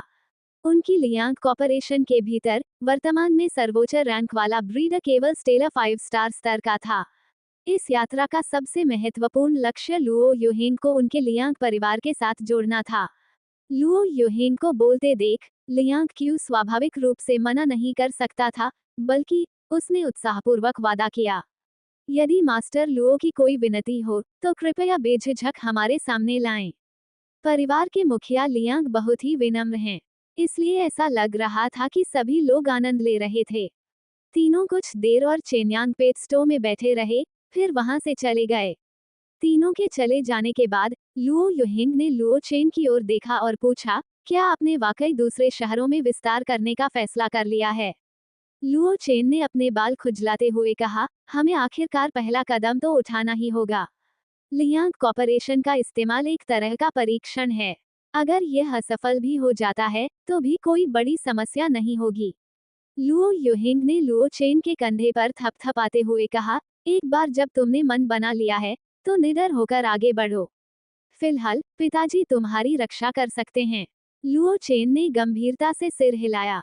पिता और पुत्र के बीच का स्नेह शब्दों की आवश्यकता नहीं रखता था, सब कुछ अनकहा ही था। लुओ चेन गुप्त लोक में लौट आया। चूंकि वह लियुगुआंग शहर की ओर पहला कदम बढ़ाने की तैयारी कर रहा था, इसलिए उसे स्वाभाविक रूप से कुछ अनूठे जीवों को साथ लाने की आवश्यकता थी। हालांकि उनकी वर्तमान आध्यात्मिक शक्ति स्पिरिट बीस्ट्स को किंग बीस्ट में उन्नत करने के लिए विकास सामग्री को परिष्कृत नहीं कर सकती थी, फिर भी वह कुछ ऐसे बीस्ट्स को विकसित कर सकते थे जो बाजार में नहीं आए थे। इस तरह वो बेहद प्रतिस्पर्धी लियुगुआंग शहर में अपना रास्ता बनाने में सक्षम हो सकेगा। उसने अपने विचारों के अनुरूप कार्य किया। लुओ चेन ने किंग्यू गुप्त क्षेत्र से 3 ऐसे जीवों का चयन किया जिन पर वह ध्यान केंद्रित कर रहा था। किंगफेंग पक्षी, गुवान्यू गौरैया और कृपाण दांत वाला बाघ। किंगफेंग पक्षी हथेली के आकार का था, जिसके पूरे शरीर पर पन्ना हरे पंख थे और एक पतली चोंच थी, जो देखने में बहुत नाजुक लग रही थी। गुवान्यू गौरैया किंगफेंग पक्षी से थोड़ी बड़ी थी और जमीन पर खड़े होने पर लुओ चेन के घुटने तक ऊंची थी। इसके पंख फीके भूरे रंग के थे, बहुत ही साधारण, लेकिन सबसे आकर्षक चीज इसके सिर पर सफेद पंखों की पंक्ति थी, जो पंखे की तरह फैली हुई थी। इसके परिणामस्वरूप ये कुछ हद तक असाधारण दिखने लगा। अंत में भव्य दिखने वाला सेबर टूथ टाइगर था। केवल उसकी उपस्थिति के आधार पर इसे तीनों जानवरों में सबसे शक्तिशाली माना जा सकता था। किसे पता था कि कल 5 से 6 मीटर लंबे इस विशालकाय जीव को वास्तव में जमीन पर पटक दिया गया था और किंगफेंग बर्ड द्वारा बुरी तरह पीटा गया था। अब भी उसके पार्श्व भाग पर बनी सफेद धारियों पर किंगफेंग पक्षी के कौशल द्वारा छोड़े गए निशान मौजूद थे। जाति किंगफेंग पक्षी। रैंक भयंकर जानवर 9 सितारा। प्रकार पवन प्रकार। राज्य आरक्षित। योग्यता अच्छी। कौशल 1 हरी गहरी हवा गहन स्तर किंगफेंग पक्षी लक्ष्य क्षेत्र में वायु प्रवाह को हिलाकर हरी गहरी हवा का एक खंड बनाता है। 2 पवन ब्लेड पीला स्तर किंगफेंग पक्षी चीरने की क्षमता वाले पवन ब्लेड को लक्ष्य पर हमला करने के लिए बुलाता है। विकास पथ 1 किंगफेंग पक्षी 2 पंखों वाला किंगफेंग पक्षी। 2 किंगफेंग पक्षी किंग पक्षी। 3 किंगफेंग पक्षी पवन अग्नि द्विपंखित पक्षी। लुओ चेन ने पहले भी किंगफेंग पक्षी का विकास पथ देखा था। किंगफेंग पक्षी का पहला विकास पथ सबसे आम था। सार्वजनिक की गई जानकारी के अनुसार बाद के चरण 4 पंखों वाले किंगफेंग पक्षी और इसी तरह के एक सरल और अपरिष्कृत विकास पथ की तरह प्रतीत होते थे। लुओ चेन स्वाभाविक रूप से हुआगुओ द्वारा पहले से परिचित इस विकास पथ को नहीं चुनेगा। उसका विकल्प अंतिम 2 विकल्पों में से एक था। किंग बर्ड और wind fire double winged bird से संबंधित कोई भी जानकारी ऑनलाइन नहीं मिली। हुआगुओ मायावी दुनिया के लोकप्रिय होने के बाद से विभिन्न शहरों की खबरें और जानकारी इसके भीतर खोजी जा सकती थी। लुओ चेन को इन 2 प्रकार के राक्षसों का कोई विवरण नहीं मिला था। लुओ चेन अपने पिछले जीवन में किंग बर्ड की किंवदंतियों से काफी परिचित था। ऐसा प्रतीत होता था कि यह महारानी माँ का एक दूत था, जिसका दर्जा बहुत ऊंचा था। हालांकि एक भयंकर जानवर से किंग बर्ड में विकसित होना शायद पौराणिक स्तर तक नहीं पहुंच पाएगा, और इस विकास पथ के लिए आवश्यक सामग्री पूरी तरह से एकत्रित नहीं की गई थी, इसलिए लुओ चेन ने इसे सीधे तौर पर छोड़ दिया। Wind fire double winged bird एक दोहरे प्रकार के जीव जैसा लगता है, और इस दुनिया में एक जीव जितने अधिक प्रकार धारण करता है, वो उतना ही अधिक लोकप्रिय होता है। इसका कारण यह है कि इसका मतलब है कि बीस्ट अधिक परिस्थितियों के अनुकूल ढल सकता है, उसके पास अधिक जटिल कौशल संयोजन है, और वह अधिक प्रकार के कौशल सीख सकता है। इसलिए लुओ चेन का झुकाव विकास के इस मार्ग की ओर अधिक था। किंग बर्ड को तो बाद में विकसित होने और प्रशंसा पाने के लिए इंतजार करना ही पड़ेगा। उन्होंने आवश्यक सामग्री की व्यवस्था की। 3 विंड चाइम ग्रास, एक स्कारलेट फ्लेम वाइन और एक फायर पैटर्न और। लुओ चेन के अनुभव के अनुसार विकास के बाद जानवर की क्षमता जितनी अधिक होती है, उतनी ही अधिक सामग्री या अधिक मूल्यवान सामग्री की आवश्यकता होती है। जिन जीवों को 2 प्रकार की विशेषताओं की आवश्यकता होती है, वे आमतौर पर स्पिरिट बीस्ट ब्रीड्स होते हैं, और जिन्हें 3 या अधिक प्रकार की विशेषताओं की आवश्यकता होती है, उनके किंग बीस्ट स्पीशीज होने की उच्च संभावना होती है। इसके अलावा इस विकास के लिए आवश्यक अग्नि पैटर्न अयस्क को एक दुर्लभ सामग्री माना जाता है, इसलिए इस विकास के बाद लुओ चेन को पवन अग्नि दोहरे पंखों वाले पक्षी पर बहुत भरोसा था। सब कुछ तैयार हो जाने के बाद लुओ चेन ने सामग्रियों को परिष्कृत करना शुरू कर दिया। उसने अपनी आध्यात्मिक शक्ति का उपयोग करके विंड चाइम ग्रास, जिसकी छोटी छोटी घंटी जैसी शाखाएं और पत्तियां थीं, और चमकीले लाल रंग की स्कारलेट फ्लेम वाइन को चूर चूर कर दिया। उन्हें मिलाने के बाद उसने उन्हें अग्नि पैटर्न अयस्क की सतह पर समान रूप से फैला दिया। वूश, अग्नि पैटर्न वाले अयस्क से एक भयंकर ज्वाला उठी। फिर लुओ चेन की आध्यात्मिक शक्ति ने अग्नि पैटर्न अयस्क को पूरी तरह से घेर लिया, और शोधन प्रक्रिया के तहत अयस्क की अवस्था धीरे धीरे ठोस से तरल में परिवर्तित हो गई। इसके तुरंत बाद हवा में निलंबित तरल अग्नि पैटर्न अयस्क को एक पतली लाल रेखा में खींच दिया गया। पतली सी रेखा पर छोटी छोटी लपटें नाच रही थीं, मानो नन्हे मुन्ने जीव रस्सी पर नाच रहे हों। लुओ चेन ने किंगफेंग पक्षी को पुकारा, जो धैर्यपूर्वक उसके बगल में इंतजार कर रहा था। इधर आओ, अपना मुंह खोलो। उस पतली रेखा को देखकर, जिस पर लगातार लपटें नाच रही थीं, किंगफेंग पक्षी की आंखें चौड़ी हो गईं, फिर उसने लुओ चेन की ओर देखा। उनके चेहरे के भाव स्पष्ट रूप से कह रहे थे, क्या तुम मुझसे मजाक कर रहे हो? उसकी आंखें अपनी जगह पर घूम गईं, फिर उसने अपने पंख फैलाए, उड़ान भरने के लिए तैयार। लेकिन लुओ चेन ने उसके विचारों को भांप लिया था और चिल्लाकर कहा, ताई कियान, उसे रोको। जैसे ही वह 2 या 3 मीटर ऊपर उड़ा, उसके सिर के ऊपर एक छाया दिखाई दी, और समय पर ब्रेक लगाने में असमर्थ होने के कारण वह उससे बुरी तरह टकरा गया। अप्रत्याशित हमले से अचंभित होकर किंगफेंग पक्षी अत्यधिक बल के कारण पीछे की ओर उछल गया, और उसका शरीर अनायास ही जमीन पर गिर गया। दर्द को सहन करते हुए उसने अपराधी की ओर देखा।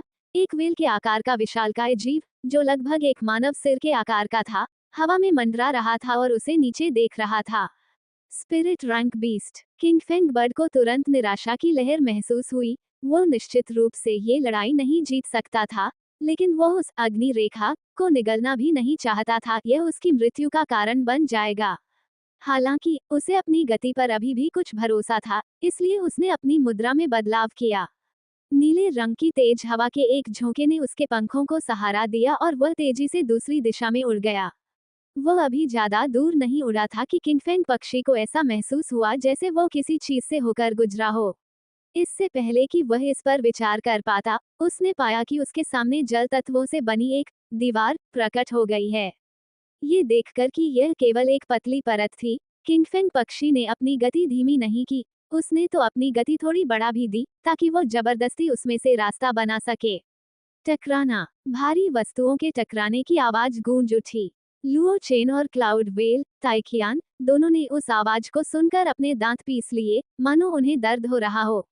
किंगफेंग पक्षी जल की दीवार के ऊपर लेटा हुआ था, कुछ हद तक हैरान था, सोच रहा था कि क्या वह सचमुच बेहोश हो गया था, अन्यथा वह खुद को जल की दीवार के ऊपर लेटा हुआ कैसे महसूस कर सकता था।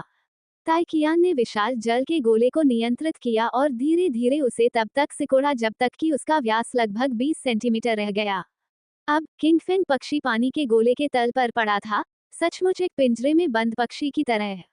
पानी के गोले की तलहटी में लेटे हुए, आकाश को निश्चिंत होकर घूरते हुए किंगफिंग पक्षी को देखकर लुओ चेन ने राहत की सांस ली। यह अच्छा हुआ कि पक्षी ठीक था। उसने ताई कियान से पानी के गोले में एक छोटा सा छेद खोलने को कहा, और लुओ चेन ने अग्नि पैटर्न अयस्क द्वारा निर्मित पतली रेखा को नियंत्रित करते हुए उसे छोटे छेद के माध्यम से पानी के गोले में निर्देशित किया। लुओ चेन ने अपने बगल में प्रकट हुई 2 पूंछ वाली बिल्ली लेक्सियन को सहलाते हुए कहा, छोटे प्यारे से आग की लकीर को उसके पसंदीदा भोजन जैसा बना दो। लेक्सियन ने गंभीरता से सिर हिलाया, फिर किंगफेंग पक्षी को घूर कर देखा और उसकी 2 पूंछों में से एक तेज रोशनी से जगमगा उठी। अचानक किंगफेंग बर्ड की दृष्टि में आग की वह लंबी रेखा एक नीचे उतरते हुए नीले रंग के आत्मा कृमि में बदल गई, जो उसका सबसे पसंदीदा भोजन था। उसका छोटा सा सरल मस्तिष्क इतनी सारी चीजों को समझ नहीं पा रहा था। उसने खुशी खुशी अपना मुंह खोला और हवा में तैरते हुए एजोर स्पिरिट वर्म को काट लिया। रुको, ये एजोर स्पिरिट वर्म थोड़ा मसालेदार क्यों है? इसे मीठा और मुलायम होना चाहिए था ना? और क्या यह एजोर स्पिरिट वर्म थोड़ा ज्यादा लंबा नहीं है? अपनी इंद्रियों से प्रेरित होकर और लेक्सियन द्वारा उसके लिए बुने गए वातावरण से मुक्त होकर किंगफेंग पक्षी को अंततः एहसास हुआ कि वह अग्नि रेखा को निगल रहा है। उसने अपने मुंह को बंद करने की कोशिश की ताकि आग की किरण उसके शरीर में प्रवेश न कर सके, लेकिन लुओ चेन नहीं माना। उसने अपनी आध्यात्मिक शक्ति से उसकी गति को जबरदस्ती बढ़ा दिया। इससे पहले कि किंगफेंग बर्ड अपना मुंह बंद कर पाता, आग की पूरी लकीर बिना एक भी निशान छोड़े उसके पेट में प्रवेश कर गई। कार्य पूरा होने के बाद ताई कियान ने जल के गोले को भी हटा दिया और किंगफेंग पक्षी अचेत अवस्था में जमीन पर गिर पड़ा। फिर वह खड़ा हो गया, अपना मुंह जमीन की ओर चौड़ा खोलते हुए अपने पेट में घुसी आग की लकीर को बाहर निकालने की कोशिश कर रहा था। उसे व्यस्त देखकर लुओ चेन शिकायत किए बिना नहीं रह सकी।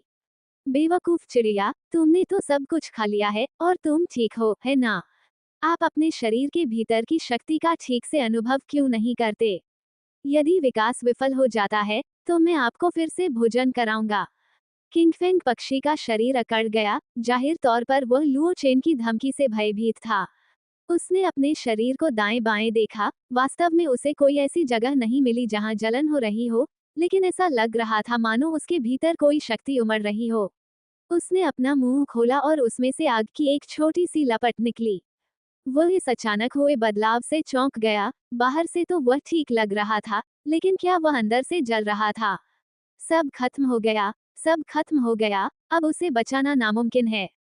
वह जमीन पर पड़ा था, हार मानकर। लुओ चेन की धमकियों की उसे अब कोई परवाह नहीं थी। वह मरने वाला था, इसलिए अब वही मालिक था, वह जिसे चाहे कर सकता था। किंगफेंग बर्ड को देखकर, जिसने इतने कम समय में 800 बार अपने चेहरे के भाव बदल लिए थे, लुओ चेन कुछ हद तक चिढ़ गया। ये साथी वाकई एक अनमोल रत्न था। हालांकि बहुत जल्द ही किंगफेंग पक्षी में और भी बदलाव दिखाई देने लगे। उसके पंखों के बीच से नीली ज्वालाएं निकलने लगीं, जो उसके शरीर पर मौजूद हरे नीले पंखों से पूरी तरह मेल खाती थीं। इतना ही नहीं, पल भर में उसका शरीर तेजी से बढ़ने लगा, यहाँ तक कि उसके पंखों का फैलाव लगभग 2 मीटर तक पहुंच गया। उसके शरीर के पंखों का रंग भी बदलने लगा। बायां पंख अपने मूल हरे नीले रंग का ही रहा, जबकि दायां पंख ऐसा प्रतीत हुआ मानो उसमें सचमुच आग लग गई हो। उससे उठती हुई लपटों का रंग लगातार गहराता गया, नीले रंग से बदलकर चटक लाल हो गया, और पंख स्वयं भी झुलसकर चमकीले लाल रंग का हो गया प्रतीत हुआ। उसके शरीर पर मौजूद पंखों का रंग भी चित्तीदार हो गया, जिसमें हरे नीले और लाल रंग बारी बारी से, लेकिन एक बहुत ही नियमित पैटर्न में उगते हुए दिखाई देने लगे, जिससे एक सामंजस्यपूर्ण सौंदर्य का निर्माण हुआ। केवल सिर और पंखों का रंग वितरण एक समान था, आधा हरा नीला और आधा धधकते लाल रंग का। अंत में पंखों पर मौजूद तीव्र ज्वालाएं भी उसके शरीर में वापस समाहित हो गईं, जो किंगफेंग पक्षी की विकास प्रक्रिया के वास्तविक अंत का संकेत था। जाति: फेंग हो शुआंग यी नियाओ किंग बीस्ट प्रजाति। Rank: spirit beast 1 star. प्रकार: पवन प्रकार, अग्नि प्रकार। अवस्था: निराशा। योग्यता: अच्छी। कौशल: 1। नीला गहन पवन गहन स्तर फेंग हुआ शुआंग यी नियाओ लक्ष्य क्षेत्र में वायु प्रवाह को हिलाकर नीले गहन पवन का एक खंड बनाता है। 2। पवन ब्लेड गहन स्तर फेंग हुआ शुआंग यी नियाओ लक्ष्य पर हमला करने के लिए चीरने की क्षमता वाले पवन ब्लेड को बुलाता है। 3। ग्रेट फायरबॉल प्रोफाउंड टियर अग्नि तत्व एक ग्रेट फायरबॉल में संघनित होकर लक्ष्य क्षेत्र की ओर तेजी से गिरते हैं। 4। अग्नि पवन बवंडर पृथ्वी स्तर अग्नि और वायु तत्व मिलकर एक पवन बवंडर बनाते हैं जो हिंसक शक्ति उत्पन्न करता है। और लक्षित क्षेत्र में भारी विनाश करने में सक्षम है। 5. पवन अग्नि जुड़वां पंख पृथ्वी स्तर अलग अलग विशेषताओं वाले दो पंखों के फड़फड़ाने से भयंकर हवाएं और प्रचंड आग उनसे निकलती हैं, जो फेंग हुआ शुआंग ही नियाओ के सामने के क्षेत्र को प्रभावित करती हैं। विकास पथ शर्तें पूरी नहीं हुई। सचमुच एक राजा जानवर प्रजाति लू चेन ने अपनी मुठ्ठियां भींच ली। इस जीव के पास तो दो पृथ्वी स्तरीय कौशल भी हैं। ये निस्संदेह लियुगुआंग शहर जैसे मध्यम आकार के शहर में भी लोकप्रिय होगा। अपनी विकास प्रक्रिया पूरी करने के बाद भी फेंग हुआओ शुआंग ही नियाओ ऐसा लग रहा था मानो उसने अपनी आत्मा खो दी हो। वह आकाश को निःसंकोच घूर रहा था। लुओ चेन अब और बर्दाश्त नहीं कर सका। उसे लगा जैसे अच्छा सौदा मिलने के बाद वह बेगुनाह होने का नाटक कर रहा हो। वह उसके पास गया और उसे 2 बार लात मारी। अरे मूर्ख पक्षी, तुम तो पहले ही विकसित हो चुके हो, अब यहाँ क्यों पड़े हो? लुओ चेन का चेहरा अपने सामने आते देख फेंग हुआओ शुआंग ही नियाओ चौंक गया और अपने पंख थोड़े से फड़फड़ाते हुए काफी दूरी तक पीछे हट गया। पीछे हटता हुआ शरीर रुक गया और तभी वायु अग्नि से युक्त 2 पंखों वाले पक्षी को जब अपनी स्थिति का एहसास हुआ, तो उसने अपने अक्षुण्ण पंखों को देखा और अपने शरीर के भीतर अग्नि तत्व की नई ऊर्जा को महसूस किया। तब उसे एहसास हुआ कि उसका विकास पूरा हो चुका है और उसका दिमाग भी काफी स्पष्ट हो गया है। इसने अपने शरीर के भीतर प्रकट हुई विभिन्न क्षमताओं को खुशी खुशी मुक्त कर दिया। बूम! उसके सामने घास पर हवा और आग प्रकट हुई और उसकी शक्ति वास्तव में काफी अधिक थी, जैसा कि जमीन पर झुलसी हुई हरी घास से स्पष्ट था। लुओ चेन ने काले रंग की रेखाओं से भरे चेहरे वाले उस लापरवाह पवन अग्नि द्विपंखित पक्षी को देखा और अपने बगल में बैठे ताई कियान और ले जियान को उसे गुप्त क्षेत्र के नियम सिखाने के लिए कहा। फिर लुओ चेन ने उस मूर्ख पवन अग्नि द्विपंखित पक्षी पर ध्यान देना बंद कर दिया और अपनी निगाहें गुवान्यू गौरैया और कृपाण दांत वाले बाघ की ओर मोड़ ली। अगला विकास किसका होना चाहिए?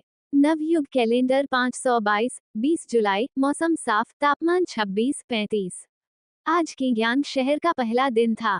युवा पशु प्रशिक्षक प्रतियोगिता। सुबह सुबह लुओ चेन के पिता और तीनों बेटे आ गए। पिता और बेटों से तात्पर्य पिता लुओ युहिंग, लुओ चेन जो आज प्रतियोगिता में भाग ले रहे थे, और लुओ यांग से था, जो खबर सुनकर लुओ चेन का हौसला बढ़ाने के लिए आने पर अड़े हुए थे। नगर प्रमुख का महल किंगयांग शहर के सबसे केंद्रीय क्षेत्र में स्थित था, जिसके सामने लगभग 3000 वर्ग मीटर के क्षेत्र में फैला एक विशाल चौक था। वह जगह, जो आमतौर पर थोड़ी सुनसान रहती थी, अब अविश्वसनीय रूप से शोरगुल वाली थी। ये स्थान खबर सुनकर आए किंगयांग शहर के निवासियों से घिरा हुआ था, जिनमें ब्रीडर्स की संख्या बहुत कम थी। उनमें से अधिकतर बीस्ट मास्टर थे जो मौज मस्ती में शामिल होने आए थे। आज ब्रीडर्स के बीच प्रतियोगिता थी और वे आम दिनों में आधिकारिक ब्रीडर्स को शायद ही कभी देखते थे। अब वे कम से कम स्टेलर को देख सकते थे। रैंक उनके सामने ही पशुपालक प्रतिस्पर्धा कर रहे थे। ऐसे दुर्लभ अवसर का मतलब था कि उन्हें व्यक्तिगत रूप से आकर देखना ही था। हालांकि इसका सीधा प्रसारण हो रहा था, लेकिन ऐसा हमेशा लगता था कि इसमें कुछ माहौल की कमी है। हालांकि खबर सुनकर आए सभी निवासियों को नगर सुरक्षा कर्मियों और कानून प्रवर्तन दल ने चौक के बाहर ही रोक दिया। फिलहाल प्रतियोगिता में भाग लेने वाले और आमंत्रण पत्र प्राप्त करने वाले प्रजनकों को ही चौक में प्रवेश की अनुमति थी। लुओ चेन ने अपनी पहचान दिखाई, उन्हें कोई कठिनाई नहीं हुई और वे सफलतापूर्वक चौक में प्रवेश कर गए। चौक में बहुत कम लोग थे, जबकि बाहर, मानव निर्मित दीवार से अलग, समुद्र जितना शोर था। लुओ चेन ने पीछे मुड़कर देखा, बाहर खड़े लुओ यान को हाथ हिलाकर अभिवादन किया और फिर केंद्र की ओर बढ़ गया। लुओ युहिंग को रोका नहीं गया। उन्होंने जज के तौर पर अपना निमंत्रण पत्र दिखाया और चौक के दूसरी तरफ जजों के स्टैंड की ओर चल दिए। मानव दीवार के पार से लुओ यांग ने दो आकृतियों को खुद से दूर जाते हुए देखा और उलझन में अपने बाल खुजलाने लगा। उसे ऐसा क्यों लगा कि उसे छोड़ दिया गया है। लियांग क्यू ने अपने बगल में बैठे लुओ युहिंग की ओर देखा। उन्हें नमस्कार करने के बाद उन्होंने आयोजन स्थल के बाहर की ओर देखा। दूसरे युवा स्वामी को अंदर क्यों नहीं आने दिया जा रहा है? अब दोनों परिवार साझेदार बन चुके थे और लियांग क्यू लुओ युहिंग के पारिवारिक संबंधों से काफी परिचित थी, यहाँ तक कि उसे सभी के जन्म की तारीखें भी स्पष्ट रूप से पता थीं। उन्होंने मुझसे कोई संपर्क नहीं किया और बस छुट्टी लेकर आ गए। स्वाभाविक रूप से उनके लिए कोई निमंत्रण पत्र नहीं था। उसे बाहर ही रहने दो। लू युहिंग ने लू यांग के प्रति बहुत तिरस्कार दिखाया। उस बच्चे को किसने कहा था कि उसे पहले से न बताए? लियांग कियो भी एक चतुर व्यक्ति था। लुओ युहेंग के लहजे में मामूली सजा का संकेत सुनकर उसने विषय को आगे नहीं बढ़ाया और इसके बजाय कहा, लियुगुआंग शहर में हमारा स्टोर तैयार है। हम फिलहाल कई जानवरों की नीलामी कर रहे हैं और नीलामी अगले महीने की 10 अगस्त से शुरू होने वाली है। कुछ दिन पहले चेन्यांग पेट स्टोर ने उसे एक बड़ा सरप्राइज दिया था, जिसमें न केवल 3 शक्तिशाली आत्मा जानवर थे जिन्हें उसने पहले कभी नहीं देखा था, बल्कि 2 उत्कृष्ट राजा जानवर भी थे। हालांकि लियांग कियू के अनुमान के अनुसार वे 3 आत्मा जंगली जानवर अकेले ही लियुगुआंग शहर में एक निश्चित स्तर की सनसनी पैदा करने के लिए पर्याप्त होने चाहिए। ऐसे जानवरों की उन महान परिवारों के वंशजों द्वारा बहुत अधिक मांग थी, जैसा कि कुलपति लियांग ने तय किया है। कुछ देर रुकने के बाद लू युहिंग ने आगे कहा, क्या मैं 2 निमंत्रण पत्र मंगवा सकती हूँ? अनुरोध, क्यों? मास्टर लुओ हमारी नीलामी के लिए सबसे मूल्यवान वस्तुएं उपलब्ध कराते हैं। इसमें शामिल होने के लिए आपको निमंत्रण पत्र की आवश्यकता नहीं है। लुओ युहिंग ने सिर हिलाते हुए कहा, तो मैं आपका बहुत बहुत धन्यवाद करता हूँ।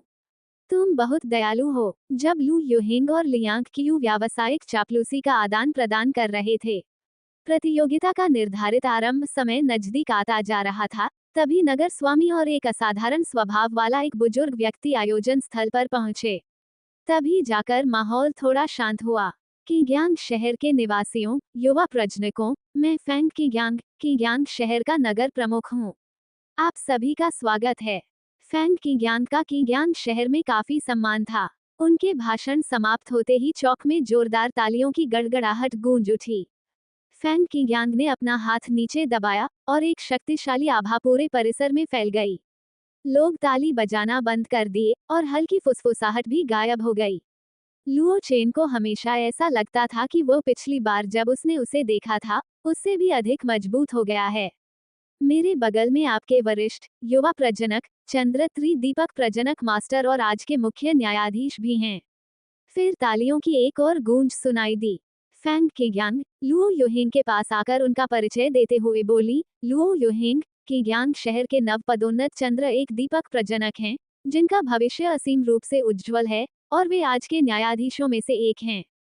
लुओ युहिंग का परिचय देने के बाद फैंग किग्यांग अपनी सीट पर लौट आए, जाहिर तौर पर यह जताते हुए कि अन्य न्यायाधीशों को व्यक्तिगत रूप से उनका परिचय देने की आवश्यकता नहीं थी। फैंग किग्यांग के पीछे खड़ा युवक अब माइक पर आ गया। उसके कंधे पर एक बैंगनी रंग का मॉर्निंग ग्लोरी का पौधा लिपटा हुआ था, जिससे उसकी आवाज पूरे हॉल में गूंज रही थी। Shri Liang Qiu, king rank 5 star beast master और लियांग कॉर्पोरेशन के अध्यक्ष। Captain Cheng Chao, king rank 4 star beast master और कानून प्रवर्तन टीम के प्रमुख। Zhang Qi, king rank 5 star beast master और सिटी गार्ड कमांडर।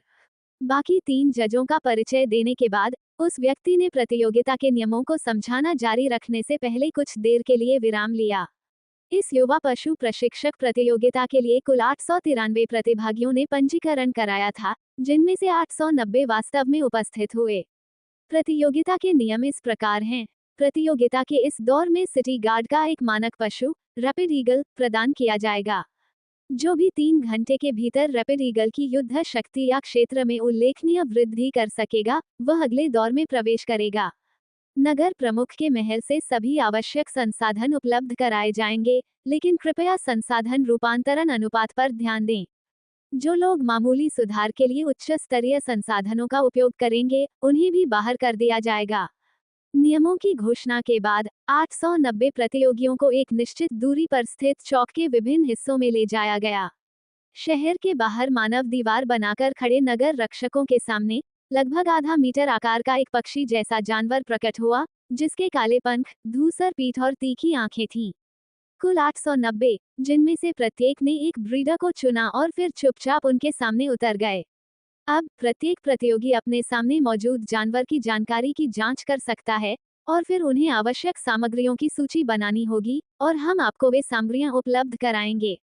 हालांकि इसके लिए पूर्व शर्त यह है कि नगर स्वामी के महल में वे मौजूद हों और उनका दुरुपयोग न हो रहा हो। प्रतियोगिता की प्रक्रिया बहुत जल्दी शुरू हो गई। इसने पिछले जीवन की प्रतियोगिता के प्रारूप का पालन क्यों नहीं किया? पहले एक उद्घाटन समारोह होना चाहिए था, फिर एक भाषण, उसके बाद नियमों का परिचय और इन सभी के साथ साथ प्रतियोगिता के विभिन्न प्रायोजकों के नाम भी बताए जाने चाहिए थे। लेकिन यहाँ तो कोई प्रक्रिया ही नहीं थी।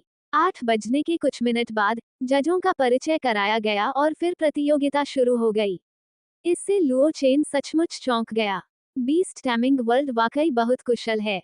शायद इसका कारण ये था कि नगर स्वामी के महल में इसका पूरा संचालन होता था और यह नगर स्वामी की शैली से काफी प्रभावित था। लुओ चेन ने अपने सामने मौजूद रैपिड ईगल को देखा। प्रत्येक नगर रक्षक दल के पास इस तरह का एक पालतू जानवर होता है। Race rapid eagle. रैंक भयंकर जानवर 8 सितारा। प्रकार पवन प्रकार। राज्य जिज्ञासु। योग्यता सामान्य। कौशल 1 फुर्ती पीला स्तर। रैपिड ईगल कुछ समय के लिए अपनी गति में काफी वृद्धि करता है। 2 पाउंस पीला स्तर। रैपिड ईगल एक लक्ष्य पर निशाना साधता है और ऊपर से उस पर झपट्टा मारता है। 3 wind wing slash profound tier. Rapid eagle अपने पंखों के आगे सक्रिय पवन प्रकार की मौलिक ऊर्जा एकत्र करता है, जिससे उसके पंखों के सामने के लक्ष्यों को स्लैशिंग क्षति पहुंचती है। विकास पथ रैपिड ईगल थंडर क्लैपबर्ड। विकास की शर्त फियर्स 20 8 सितारा या उससे ऊपर। Rapid eagle azure ridge mountain eagle. विकास की स्थिति भयंकर जानवर 9 सितारा या उससे ऊपर। 2 विकास पथों के साथ लुओ चेन ने ये याद करने की कोशिश की कि किंग्यांग शहर के रैपिड ईगल को आमतौर पर कैसे उन्नत किया जाता था। कुछ देर सोचने के बाद लुओ चेन को लुओ युहेन के एक शिक्षण खंड से रैपिड ईगल के बारे में जानकारी मिली। रैपिड ईगल को नगर रक्षक दल के मानक पालतू जानवर के रूप में उसकी बड़ी संख्या, आसानी से प्रजनन करने की क्षमता और अच्छी युद्ध क्षमता के कारण चुना गया था। हालांकि ये केवल एक स्पिरिट बीस्ट में ही विकसित हो सकता था और इसके विकसित रूपों की खोज नहीं की गई थी। तो ऐसा प्रतीत होता है कि उन्होंने जिन 2 विकास पथों को देखा था, उनकी खोज अभी तक नहीं हुई थी। चूंकि प्रतियोगिता में भाग लेने का उनका लक्ष्य जीतना था, इसलिए शानदार शुरुआत करना भी एक अच्छा विकल्प प्रतीत हुआ। थंडर क्लैपबर्ड में विकसित होने की सभी शर्तें पूरी हो गई थीं। लुओ चेन ने कलम और कागज उठाया और अपनी जरूरत की सभी सामग्री की एक सूची बना ली। फिर उन्होंने अपना दाहिना हाथ उठाया, ये संकेत देते हुए कि उनका विचार विमर्श समाप्त हो गया है। फैंग किंग्यांग पूरे आयोजन स्थल पर नजर रख रहा था, इसलिए उसने लुओ चेन की हलचल को तुरंत देख लिया। हल्की हवा के झोंके से लुओ चेन द्वारा लिखी गई सूची फैंग किंग्यांग के पास आ गिरी। एक सरसरी नजर डालने के बाद फैंग किंग्यांग ने वह सूची कुछ देर बाद प्रकट हुई काले वस्त्रधारी महिला को सौंप दी। फैंग किंग्यांग के कार्यों को देखकर ऐसा लग रहा था कि उसने उस महिला के प्रति थोड़ा सा सम्मान भी दिखाया। महिला ने सूची पर बस एक नजर डाली, फिर अपनी आंखें थोड़ी सी बंद कर ली और लुओ चेन के सामने एक स्थानिक दरार प्रकट हो गई। लुओ चेन को जिन 3 चीजों की जरूरत थी, वे उसके भीतर से गिर पड़ी। उसने चुपके से उस महिला की ओर देखा। शायद उसके पालतू जानवरों में से किसी एक के पास अंतरिक्ष प्रकार की क्षमता हो। कौशल उसे लगभग लगा कि यह सिस्टम द्वारा खोला गया एक स्थानिक दरार है। उसने खुद को संभाला और जमीन से तीनों चीजें उठा ली। लुओ चेन जमीन पर पालथी मारकर बैठ गया और सामग्रियों को परिष्कृत करने की तैयारी करने लगा। उसने देखा कि उसके शरीर के चारों ओर से हवा की एक झिल्ली उठ रही है, जो एक गोलार्ध का निर्माण कर रही है और उसे तथा रैपिड ईगल को घेर रही है।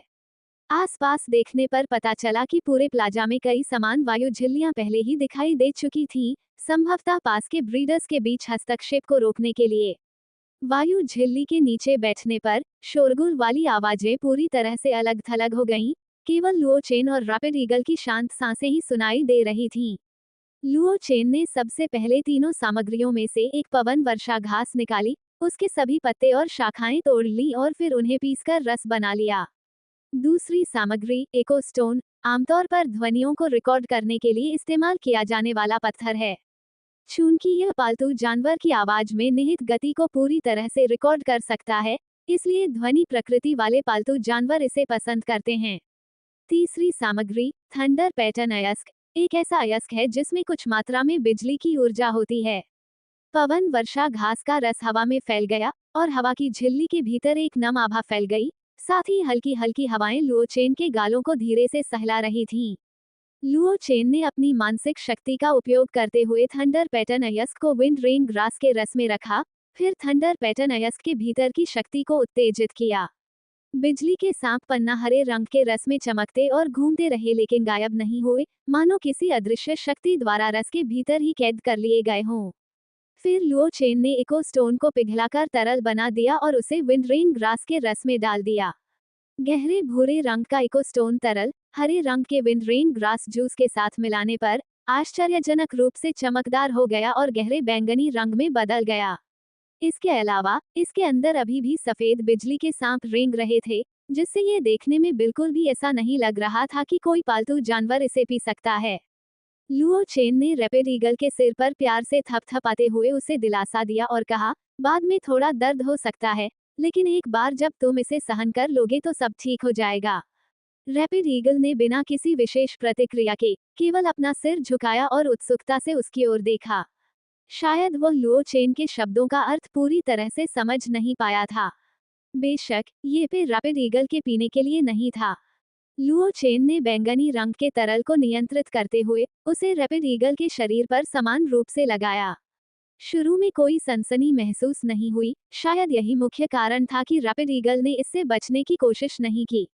आवेदन प्रक्रिया पूरी होने के बाद आधा घंटा और बीत गया।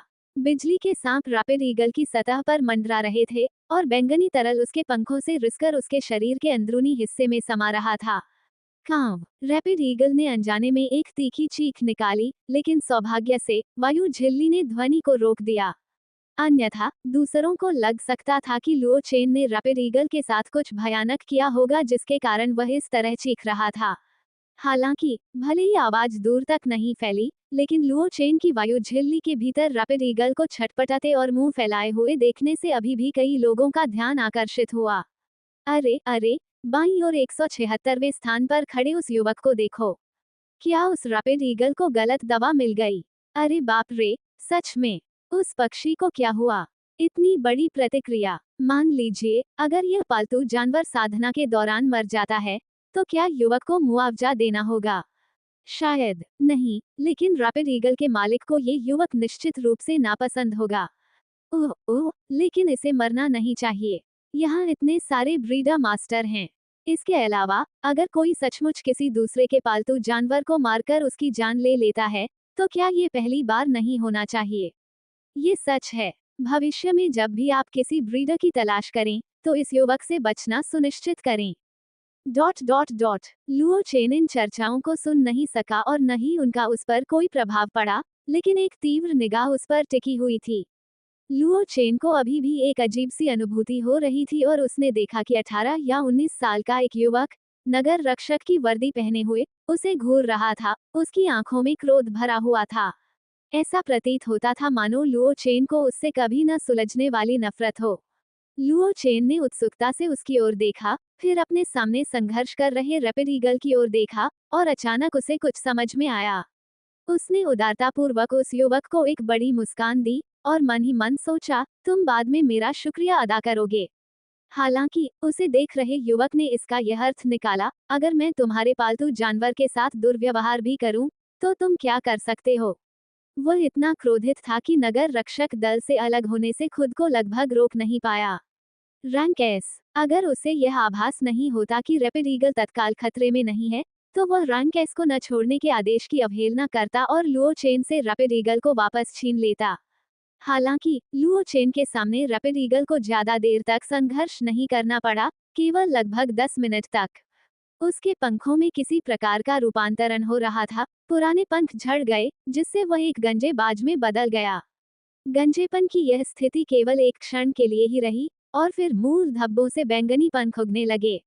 अपने मूल स्वरूप की तुलना में अब पूरी तरह से बैंगनी रंग के पंखों ने प्रभुत्व और कुलीनता की भावना को और बढ़ा दिया था। इसके शरीर के आकार में ज्यादा बदलाव नहीं हुआ, लेकिन इसकी वर्तमान आभा पहले से बिल्कुल अलग कही जा सकती है। उसकी दो तेज आंखों में कभी कभी सफेद बिजली की चिंगारियां चमकती थीं। न केवल उसकी आंखें, बल्कि उसके पंख फड़फड़ाने पर सफेद बिजली की चिंगारियां भी दिखाई देती थीं। लुओ चेन के स्थान पर रैपिड ईगल में हुए महत्वपूर्ण परिवर्तन ने तुरंत जजों के पैनल में शामिल कई लोगों का ध्यान आकर्षित किया। यहाँ तक कि काले वस्त्र पहने वह महिला भी, जिसके साथ फैंग की गैंग ने शिष्टाचार पूर्वक व्यवहार किया था, ने भी रुचि से देखा।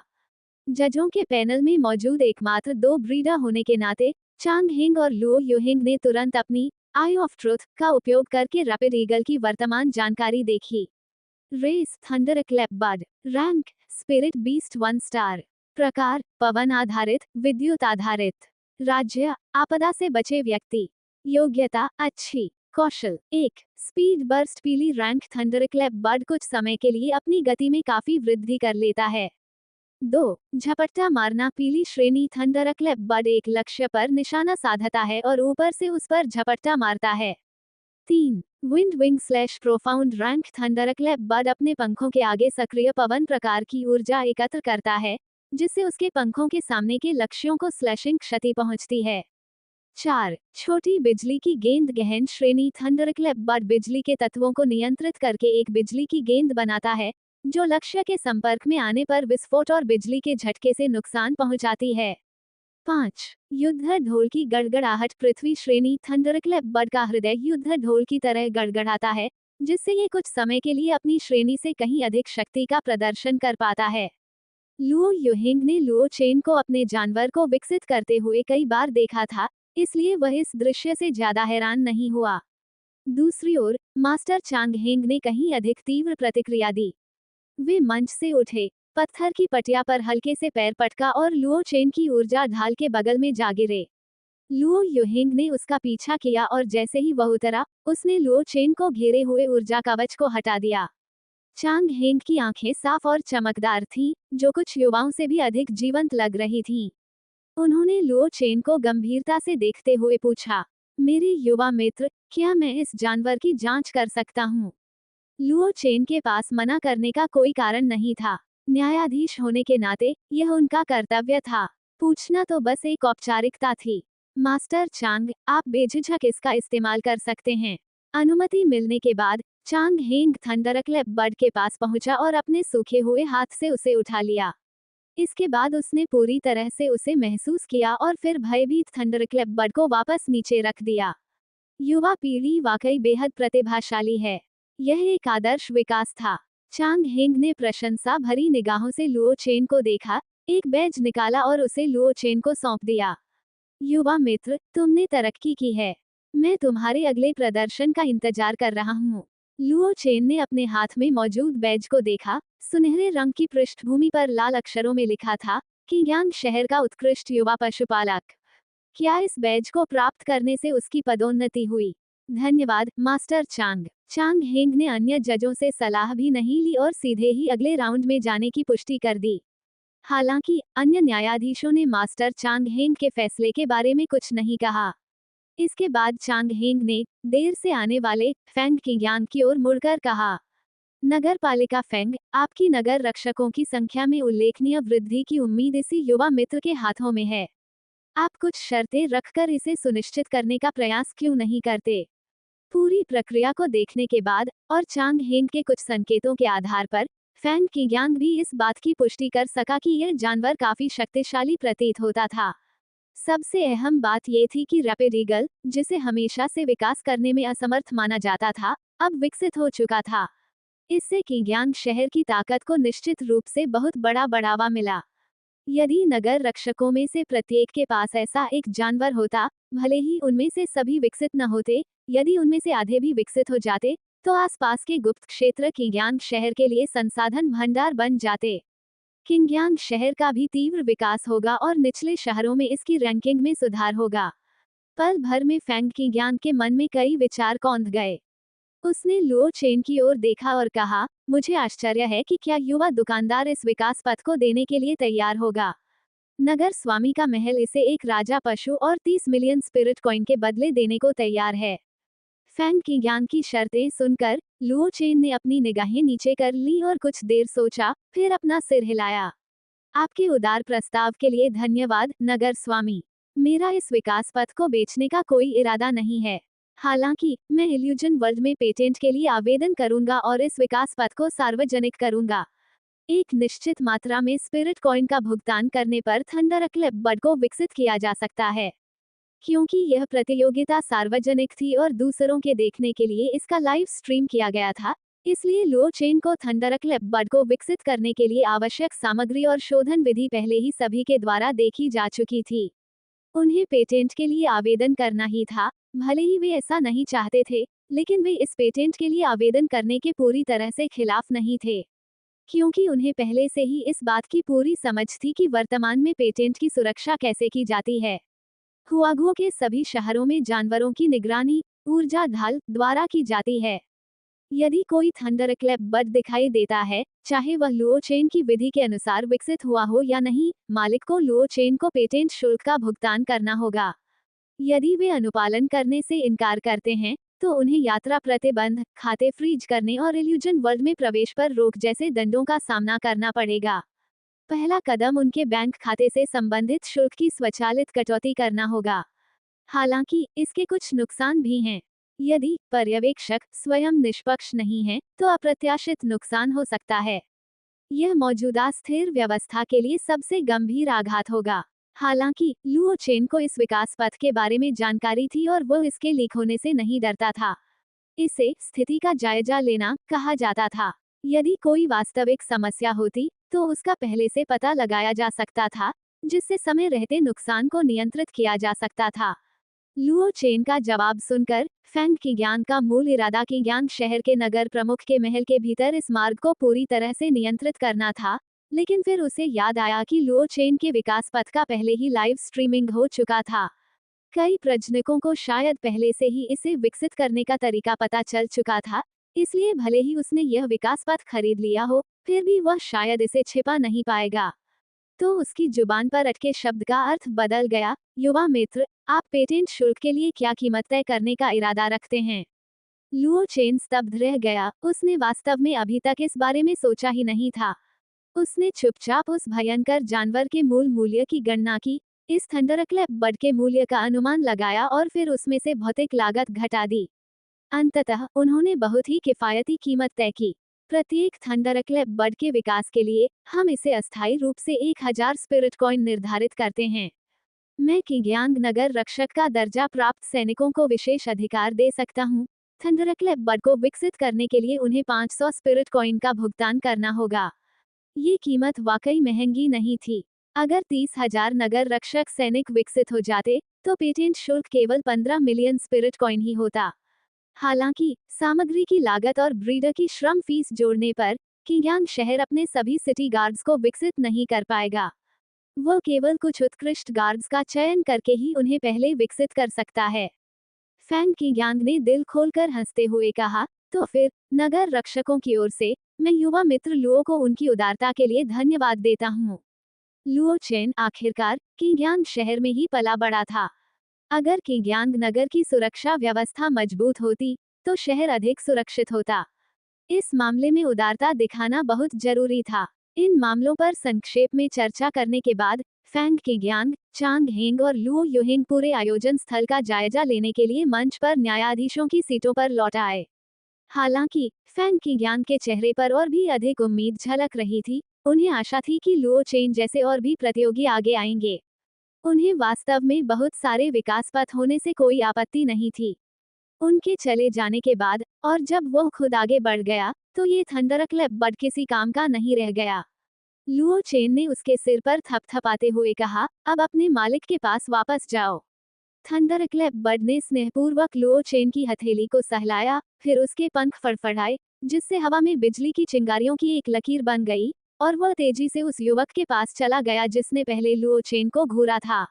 थंडरक्लैप बर्ड की वर्तमान उत्कृष्ट स्थिति और उसके मजबूत आभा को देखते हुए युवक ने जटिल भाव से लुओ चेन की ओर देखा। उनकी आंखों में थोड़ी शर्मिंदगी झलक रही थी, लेकिन उन्होंने अपने विचारों पर ज्यादा ध्यान नहीं दिया। थंडरक्लैप बर्ड के स्पिरिट बीस्ट में परिवर्तित होने का असर पहले ही दिख चुका था। उसे अपने बगल में बैठे दो साथियों को बताने का ही समय मिला, इससे पहले कि वह शक्ति के इस अचानक प्रवाह को आत्मसात करने के लिए जल्दी से पालथी मारकर जमीन पर बैठ गया। उसके लगभग समान उम्र के दोनों साथी उसे ईर्ष्या भरी नजरों से देख रहे थे। काश उनकी रैपिड ईगल राइफल भी उसी नौजवान की सुरक्षा में लगी होती। लुओ चेन पर टिप्पणी करने वाले युवक के पीछे खड़े कई लोग अब कुछ हद तक अवाक रह गए थे। उनके चेहरे के भाव अविश्वसनीय रूप से भिन्न थे। कुछ लोगों ने बचाव करने की कोशिश की, मैंने तो कहा ही था। किसी भी जानवर के विकास की प्रक्रिया को सफल होने के लिए हमेशा कुछ विशेष प्रदर्शन की आवश्यकता होती है। बिल्कुल बिल्कुल, कुछ कठिनाइयों से गुजरे बिना कोई उत्कृष्ट जानवर कैसे बन सकता है। वाह, ये तो सचमुच एक गुरु है। भविष्य में मैं अपने जानवर के लिए भी ऐसा ही गुरु ढूंढूंगा। विकास के बाद इसके पंख कितने सुंदर हो गए हैं, देखो। Dot dot dot. Thunderclap bird के लौटने के बाद लुओ चेन ने अपने दो जानवरों, लिटिल फ्लफबॉल और लिटिल डॉट को बुलाया।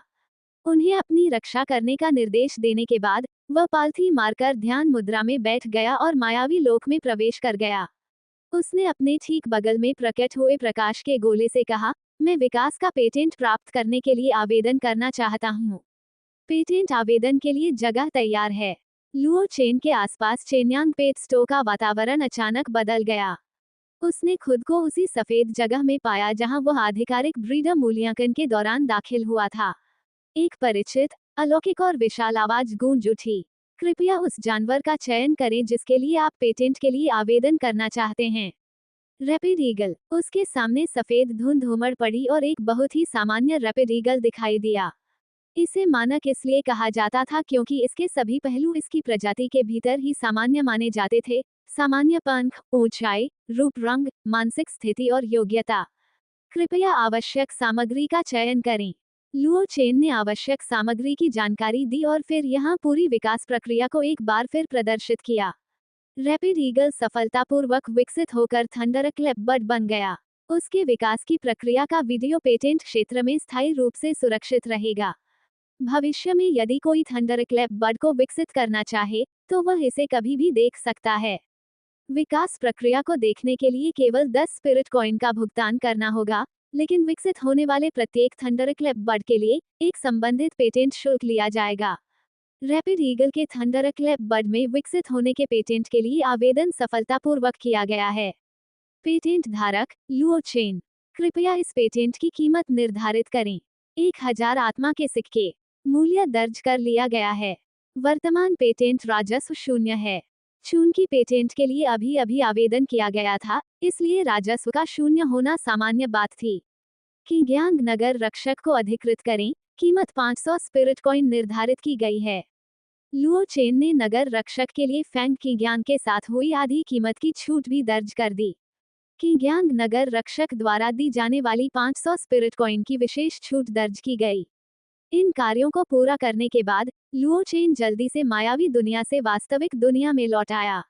इस समय प्रतियोगिता अपने अंतिम चरण में थी। निर्णायक मंडल उन सभी प्रजनकों की स्थिति का मूल्यांकन कर रहा था जिन्होंने रैपिड ईगल नस्ल के पक्षियों का पालन पोषण किया था। क्योंकि युद्ध क्षमता में हुए कई सुधार बाहरी रूप से दिखाई नहीं देते थे, इसलिए सत्यापन के तरीके अलग अलग थे। कुछ प्रजनकों ने अपने रैपिड ईगल को सुबह के समय नए कौशल सीखने की अनुमति दी थी, जिसका परीक्षण करना अपेक्षाकृत आसान था। हालांकि बढ़ी हुई गति या कौशल को तेजी से प्रकट करने जैसी चीजों का पता लगाना इतना आसान नहीं था। हालांकि चूंकि किंग्यांग नगर के स्वामी के महल ने इस तरह की मूल्यांकन पद्धति को अपनाया था, इसलिए स्वाभाविक रूप से विशेष पहचान विधियां भी होंगी। मास्टर चांग हेंग के कंधे पर एक हरा सांप लिपटा हुआ था, लेकिन करीब से देखने पर पता चला कि वह एक हिलती हुई लता थी। इसके प्रकट होने के बाद इसने एक नर्म सफेद रोशनी उत्सर्जित की, और फिर परीक्षण किए जा रहे रैपिड ईगल के सामने लगभग समान दिखने वाला एक और रैपिड ईगल प्रकट हुआ। किंग्यांग शहर की पता लगाने की विधि बहुत सरल थी। इसमें इस बनाए गए रैपिड ईगल को ब्रीडर द्वारा पाले गए रैपिड ईगल से लड़वाना शामिल था। अंत में युद्ध के परिणामों के आधार पर खेती में सुधार की मात्रा निर्धारित की गई। इस समय लुओ चेन, जो अभी अभी मायावी दुनिया से बाहर निकला था, चांग हेंग पर दिखाई देने वाली अजीब लताओं को उत्सुकता से देख रहा था। जाति, प्रार्थना चंद्रमा राजा बेल। Rank, king beast 4 star. प्रकार, प्रकाश प्रकार चांदनी, मानसिक प्रकार। स्थिति, थोड़ी रुचि। योग्यता, उत्कृष्ट। कौशल 1। एज और moonfall earth tier prayer moon king vine एक प्रेत चंद्रमा को संघनित करती है जो उच्च ऊंचाई से गिरता है, जिससे लक्ष्य क्षेत्र में मून स्पिरिट मार्क के बिना प्राणियों पर पिघलने वाला प्रहार होता है। 2। Moon spirit mark profound tier prayer moon king wine लक्षित प्राणी पर एक मून स्पिरिट मार्क लगाता है, जो लक्ष्य द्वारा स्किल का उपयोग करते समय ऊर्जा की खपत को कम करता है। 3। State engraving profound tier prayer moon king vine किसी प्राणी की वर्तमान स्थिति को उत्कीर्ण कर सकती है और आवश्यकता पड़ने पर उत्कीर्ण प्राणी को मानसिक प्रेत के रूप में शत्रुओं से लड़ने के लिए बुला सकती है। 4. विशालकाय रूप धारण करना गहन स्तर कुछ समय के लिए प्रार्थना चंद्रमा राजा लता अपने शरीर को अपने मूल आकार से 5 गुना तक विशालकाय रूप धारण कर सकती है। 5. लैश पीला स्तर प्रेय मून किंग वाइन अपने शरीर को चाबुक की तरह इस्तेमाल करके लक्ष्य पर प्रहार करता है। 6. उप वाइन विभेदन गहन स्तर जब ऊर्जा पर्याप्त होती है तो प्रार्थना चंद्रमा राजा वाइन तेजी से शाखाएं उगा सकती है, जिनका उपयोग या तो सामग्री के रूप में किया जा सकता है या किसी लक्षित क्षेत्र में जड़ जमा सकती है, जो उस क्षेत्र का पता लगाने के लिए एक माध्यम के रूप में कार्य करती है। विकास पथ 1. प्रार्थना चंद्र राजा लता चंद्र अर्पण बंजा आत्मा। 2. प्रार्थना चंद्रमा राजा लता उन्मादी रक्त लता सर्प। 3. प्रार्थना चंद्रमा राजा लता हजार लताओं का मायावी आत्मा जानवर। तभी लुओ चेन को समझ आया कि वे रैपिड ईगल की युद्ध शक्ति में हुई वृद्धि की सीमा का मूल्यांकन कैसे करते हैं। उन्होंने प्रत्येक रैपिड ईगल की स्थिति को पहले से रिकॉर्ड करने के लिए स्टेट एनाग्राविंग कौशल का उपयोग किया होगा। फिर जब ब्रीडर्स अपना प्रशिक्षण पूरा कर लेते थे तो वे बीस्ट मास्टर की युद्ध शक्ति में हुई वृद्धि की सीमा निर्धारित करने के लिए बीस्ट मास्टर युद्ध आयोजित करते थे। हालांकि यह अपरिहार्य था कि कुछ पहलुओं पर विचार नहीं किया जाएगा, लेकिन लुओ चेन को ये स्वीकार करना पड़ा कि यह विधि वास्तव में सबसे निष्पक्ष विधियों में से एक थी। हालांकि संभवतः इसका कारण ये था कि उसने रैपिड ईगल को स्पिरिट रैंक में विकसित होने दिया था, इसलिए उसके सामने मौजूद थंडरक्लैप बर्ड को इस चरण की बिल्कुल भी आवश्यकता नहीं थी और चांगहेंग द्वारा उसे सीधे आगे बढ़ने के लिए चुना गया था। इसी तरह लुओ चेन ने भी पाया कि कई ब्रीडर्स की स्थिति भी उसी की तरह थी, उन्होंने रैपिड ईगल की लड़ाई में भाग नहीं लिया बल्कि सीधे आगे बढ़े। अपने सामने मौजूद रैपिड ईगल्स का ध्यानपूर्वक अवलोकन करने के बाद लुओ चेन ने पाया कि उन सभी ने गैर विकासवादी तरीके से स्पिरिट बीस्ट बनने के लिए सफलतापूर्वक प्रवेश कर लिया था। जब लुओ चेन दूसरों को देख रहा था तो कुछ ब्रीडर, जिन्होंने पहले लुओ चेन की तरफ हो रही हलचल को देखा था, गुप्त रूप से उसे अपना सबसे बड़ा खतरा मानते थे। वहां भी मूल्यांकन समाप्त हो चुका था और अन्य प्रजनक जिन्हें अभी तक उनके उन्नति बैच जारी नहीं किए गए थे, वे सभी थोड़े घबराए हुए थे।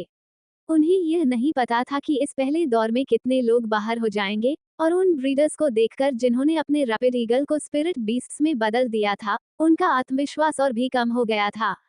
परिणामों की घोषणा करने वाला अभी भी फैंग की ज्ञान के बगल में खड़ा युवा तुरही फूल पशु स्वामी ही था। इस दौर में पहले से ही अपनी जगह पक्की कर चुके 6 प्रजनकों के अलावा क्रमांक 36, 90, 247, 871 सहित कुल 20 प्रजनक अगले दौर में पहुंच गए हैं। लुओ चेन और अन्य प्रजनक जो परिणामों की प्रतीक्षा कर रहे थे, उनकी बातों पर कुछ हद तक अविश्वास जता रहे थे। आपने कितने कहा? 20। 900 से अधिक लोगों में से पहले दौर में केवल 20 ही बचे। बाहर किए जाने वाले जानवरों की दर बहुत अधिक थी, जिससे न केवल मैदान में बाहर किए गए ब्रीडर्स के बीच बल्कि आयोजन स्थल के बाहर मौजूद दर्शकों के बीच भी हंगामा मच गया। हालांकि तुरही के फूल वाले पशु स्वामी के चेहरे पर जरा भी भाव परिवर्तन नहीं हुआ, स्पष्ट रूप से उसे इस बात की परवाह नहीं थी कि नीचे क्या चर्चा हो रही है। इसी क्षण फैंग की ज्ञान खड़ी हुई और उसने जोरदार स्वर में घोषणा की, आज का मूल्यांकन यहीं समाप्त होता है। मूल्यांकन का अगला दौर 3 दिन बाद इसी स्थान पर आयोजित किया जाएगा। मुझे उम्मीद है कि सभी लोग देर नहीं करेंगे।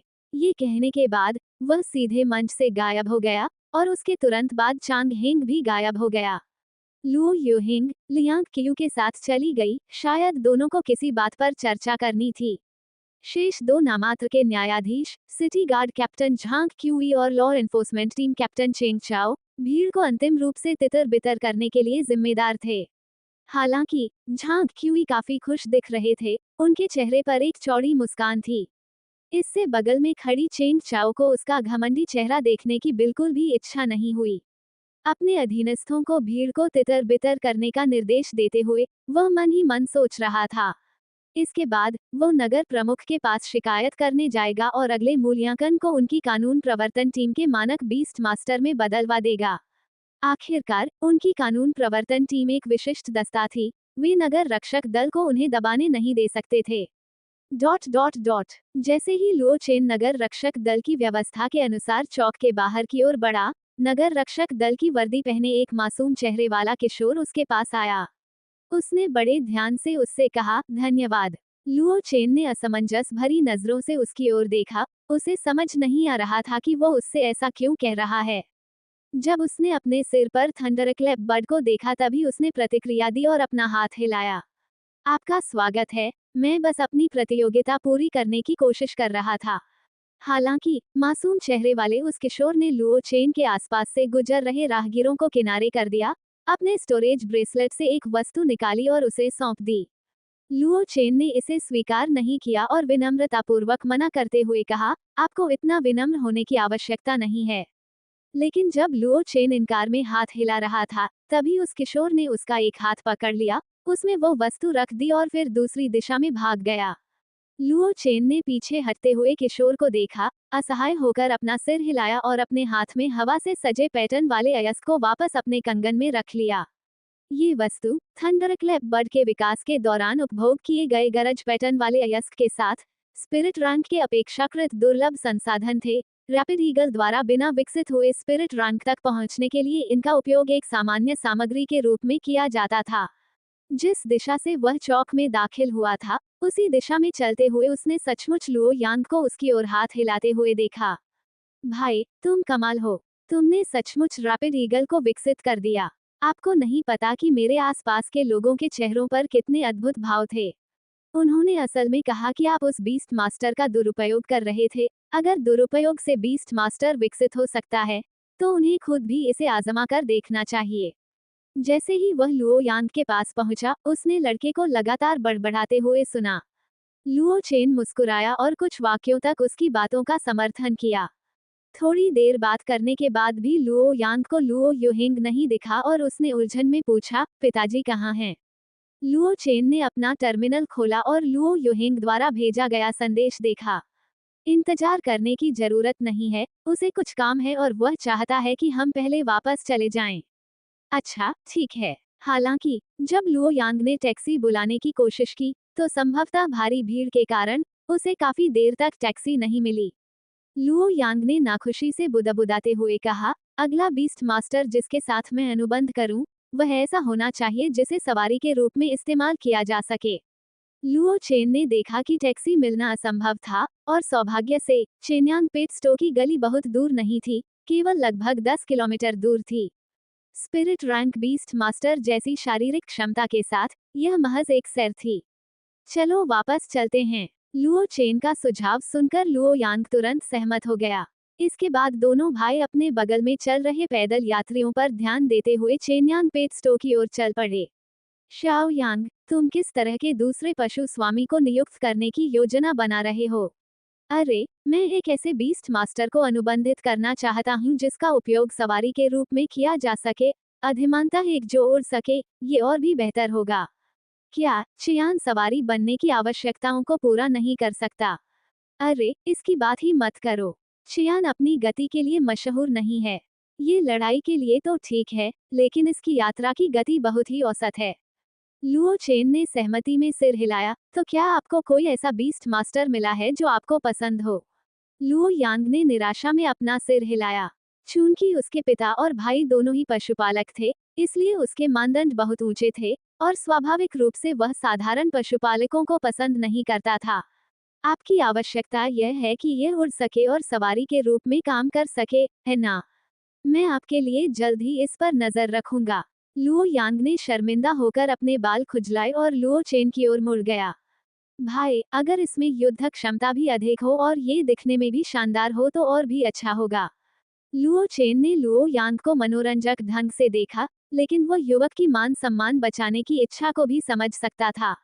ठीक है, ठीक है, मैं उन सभी आवश्यकताओं को पूरा करने की पूरी कोशिश करूंगा। जुलाई की दोपहर की चिलचिलाती धूप बहुत कठोर थी, और क्लाउड वेल ने अपने सिर के ऊपर एक बादल इकट्ठा कर लिया, जिससे एक ठंडी छाया मिल रही थी। क्या आपने यूथ बीस्ट मास्टर प्रतियोगिता में भाग लिया? प्रतियोगिता कब शुरू होती है? एक भाई अपने भाई को सबसे अच्छे से जानता है। लुओ यांग का चेहरा तुरंत उतर गया। भाई, तुमने बिल्कुल सही अनुमान लगाया। प्रतियोगिता अगस्त के पहले दिन से शुरू हो रही है। अभी भी 10 दिन बाकी थे, जो उसके लिए एक उपयुक्त पशु स्वामी खोजने के लिए पर्याप्त समय होना चाहिए। क्या आपने इस पंजीकरण के बारे में परिवार से चर्चा की? नहीं, लुओ चेन ने अनुमान लगाया कि उसने चुपके से अपना पंजीकरण करवा लिया है। उसने अपना सिर सहलाते हुए कहा, अगर कोई खतरा हो तो क्या होगा? ये सुनकर लुओ यांग ने तुरंत कहा, कोई खतरा नहीं होगा। ये बीस्ट मास्टर प्रतियोगिता मायावी दुनिया में आयोजित की जा रही है, इसमें बिल्कुल भी खतरा नहीं है। भ्रम की दुनिया, मानसिक शक्ति की लड़ाई, वास्तव में इसमें कोई खतरा नहीं होगा। तो फिर आपने इस बारे में अपने परिवार से चर्चा क्यों नहीं की? लुओ यांग अचानक हिचकिचाने लगी, मुझे बस डर था कि आप सहमत नहीं होंगे और कहेंगे कि मैं अपनी पढ़ाई की उपेक्षा कर रहा हूँ। लुओ चेन ने इस बारे में सोचा। वो खुद को बहुत खुले विचारों वाला मानता था और लुओ यांग को इस तरह की हानिरहित प्रतियोगिता में भाग लेने से नहीं रोकेगा। सू मुकिंग खुद रोमांच पसंद करती थी और निश्चित रूप से इस बात से असहमत नहीं होगी। लुओ युहिंग शायद एकमात्र व्यक्ति हो सकता है जो आपत्ति जताएगा, लेकिन उसके और सू मुकिंग की सहमति के साथ उसे बहुत अधिक आपत्ति नहीं जतानी चाहिए। लुओ चेन ने अपनी ठुड्डी सहलाते हुए लुओ यांग को अजीब नजरों से देखा। आखिर लुओ यांग को ये गलत फहमी कैसे हुई कि उसका परिवार प्रतियोगिता में उसकी भागीदारी से सहमत नहीं होगा? लुओ यांग को उसकी निगाहों में अजीब सा महसूस हुआ और उसने घबराकर पूछा, भाई, क्या कुछ गड़बड़ है? लुओ चेन ने सोच विचार करते हुए अपना सिर हिलाया। इससे लुओ यांग और भी ज्यादा बेचैन हो गई। हालांकि रास्ते में हुई बातचीत के बाद वे उस गली में पहुंच गए जहां चेन्यांग पेट स्टोर स्थित था। तो दोस्तों, लुओ चेन और उसकी बीस्ट शॉप की रोमांचक कहानी का यह सफर यहीं रुकता है। लेकिन रोमांच अभी खत्म नहीं हुआ है। क्या लुओ चेन हर जानवर के उस गुप्त इवोल्यूशन मार्ग को खोज पाएगा? क्या उसकी दुकान इस पूरी दुनिया की सबसे बड़ी ताकत बन पाएगी? ये सब हम जानेंगे आने वाले एपिसोड्स में। अगर आपको आज का ये भाग पसंद आया तो वीडियो को लाइक करके अपना प्यार जरूर जताएं और इस बीस्ट टेमिंग की दुनिया का कोई भी हिस्सा मिस न करने के लिए चैनल को सब्सक्राइब करें और बेल आइकन जरूर दबाएं ताकि अगला एपिसोड अपलोड होते ही आपको नोटिफिकेशन मिल जाए। आपको लू चेन का यह सीक्रेट सिस्टम और उसका अंदाज कैसा लगा? अपनी राय कमेंट बॉक्स में जरूर लिखें। मैं आपके कमेंट्स का इंतजार करूंगा। मिलते हैं अगले एपिसोड में, तब तक के लिए अपना ख्याल रखें। शुक्रिया।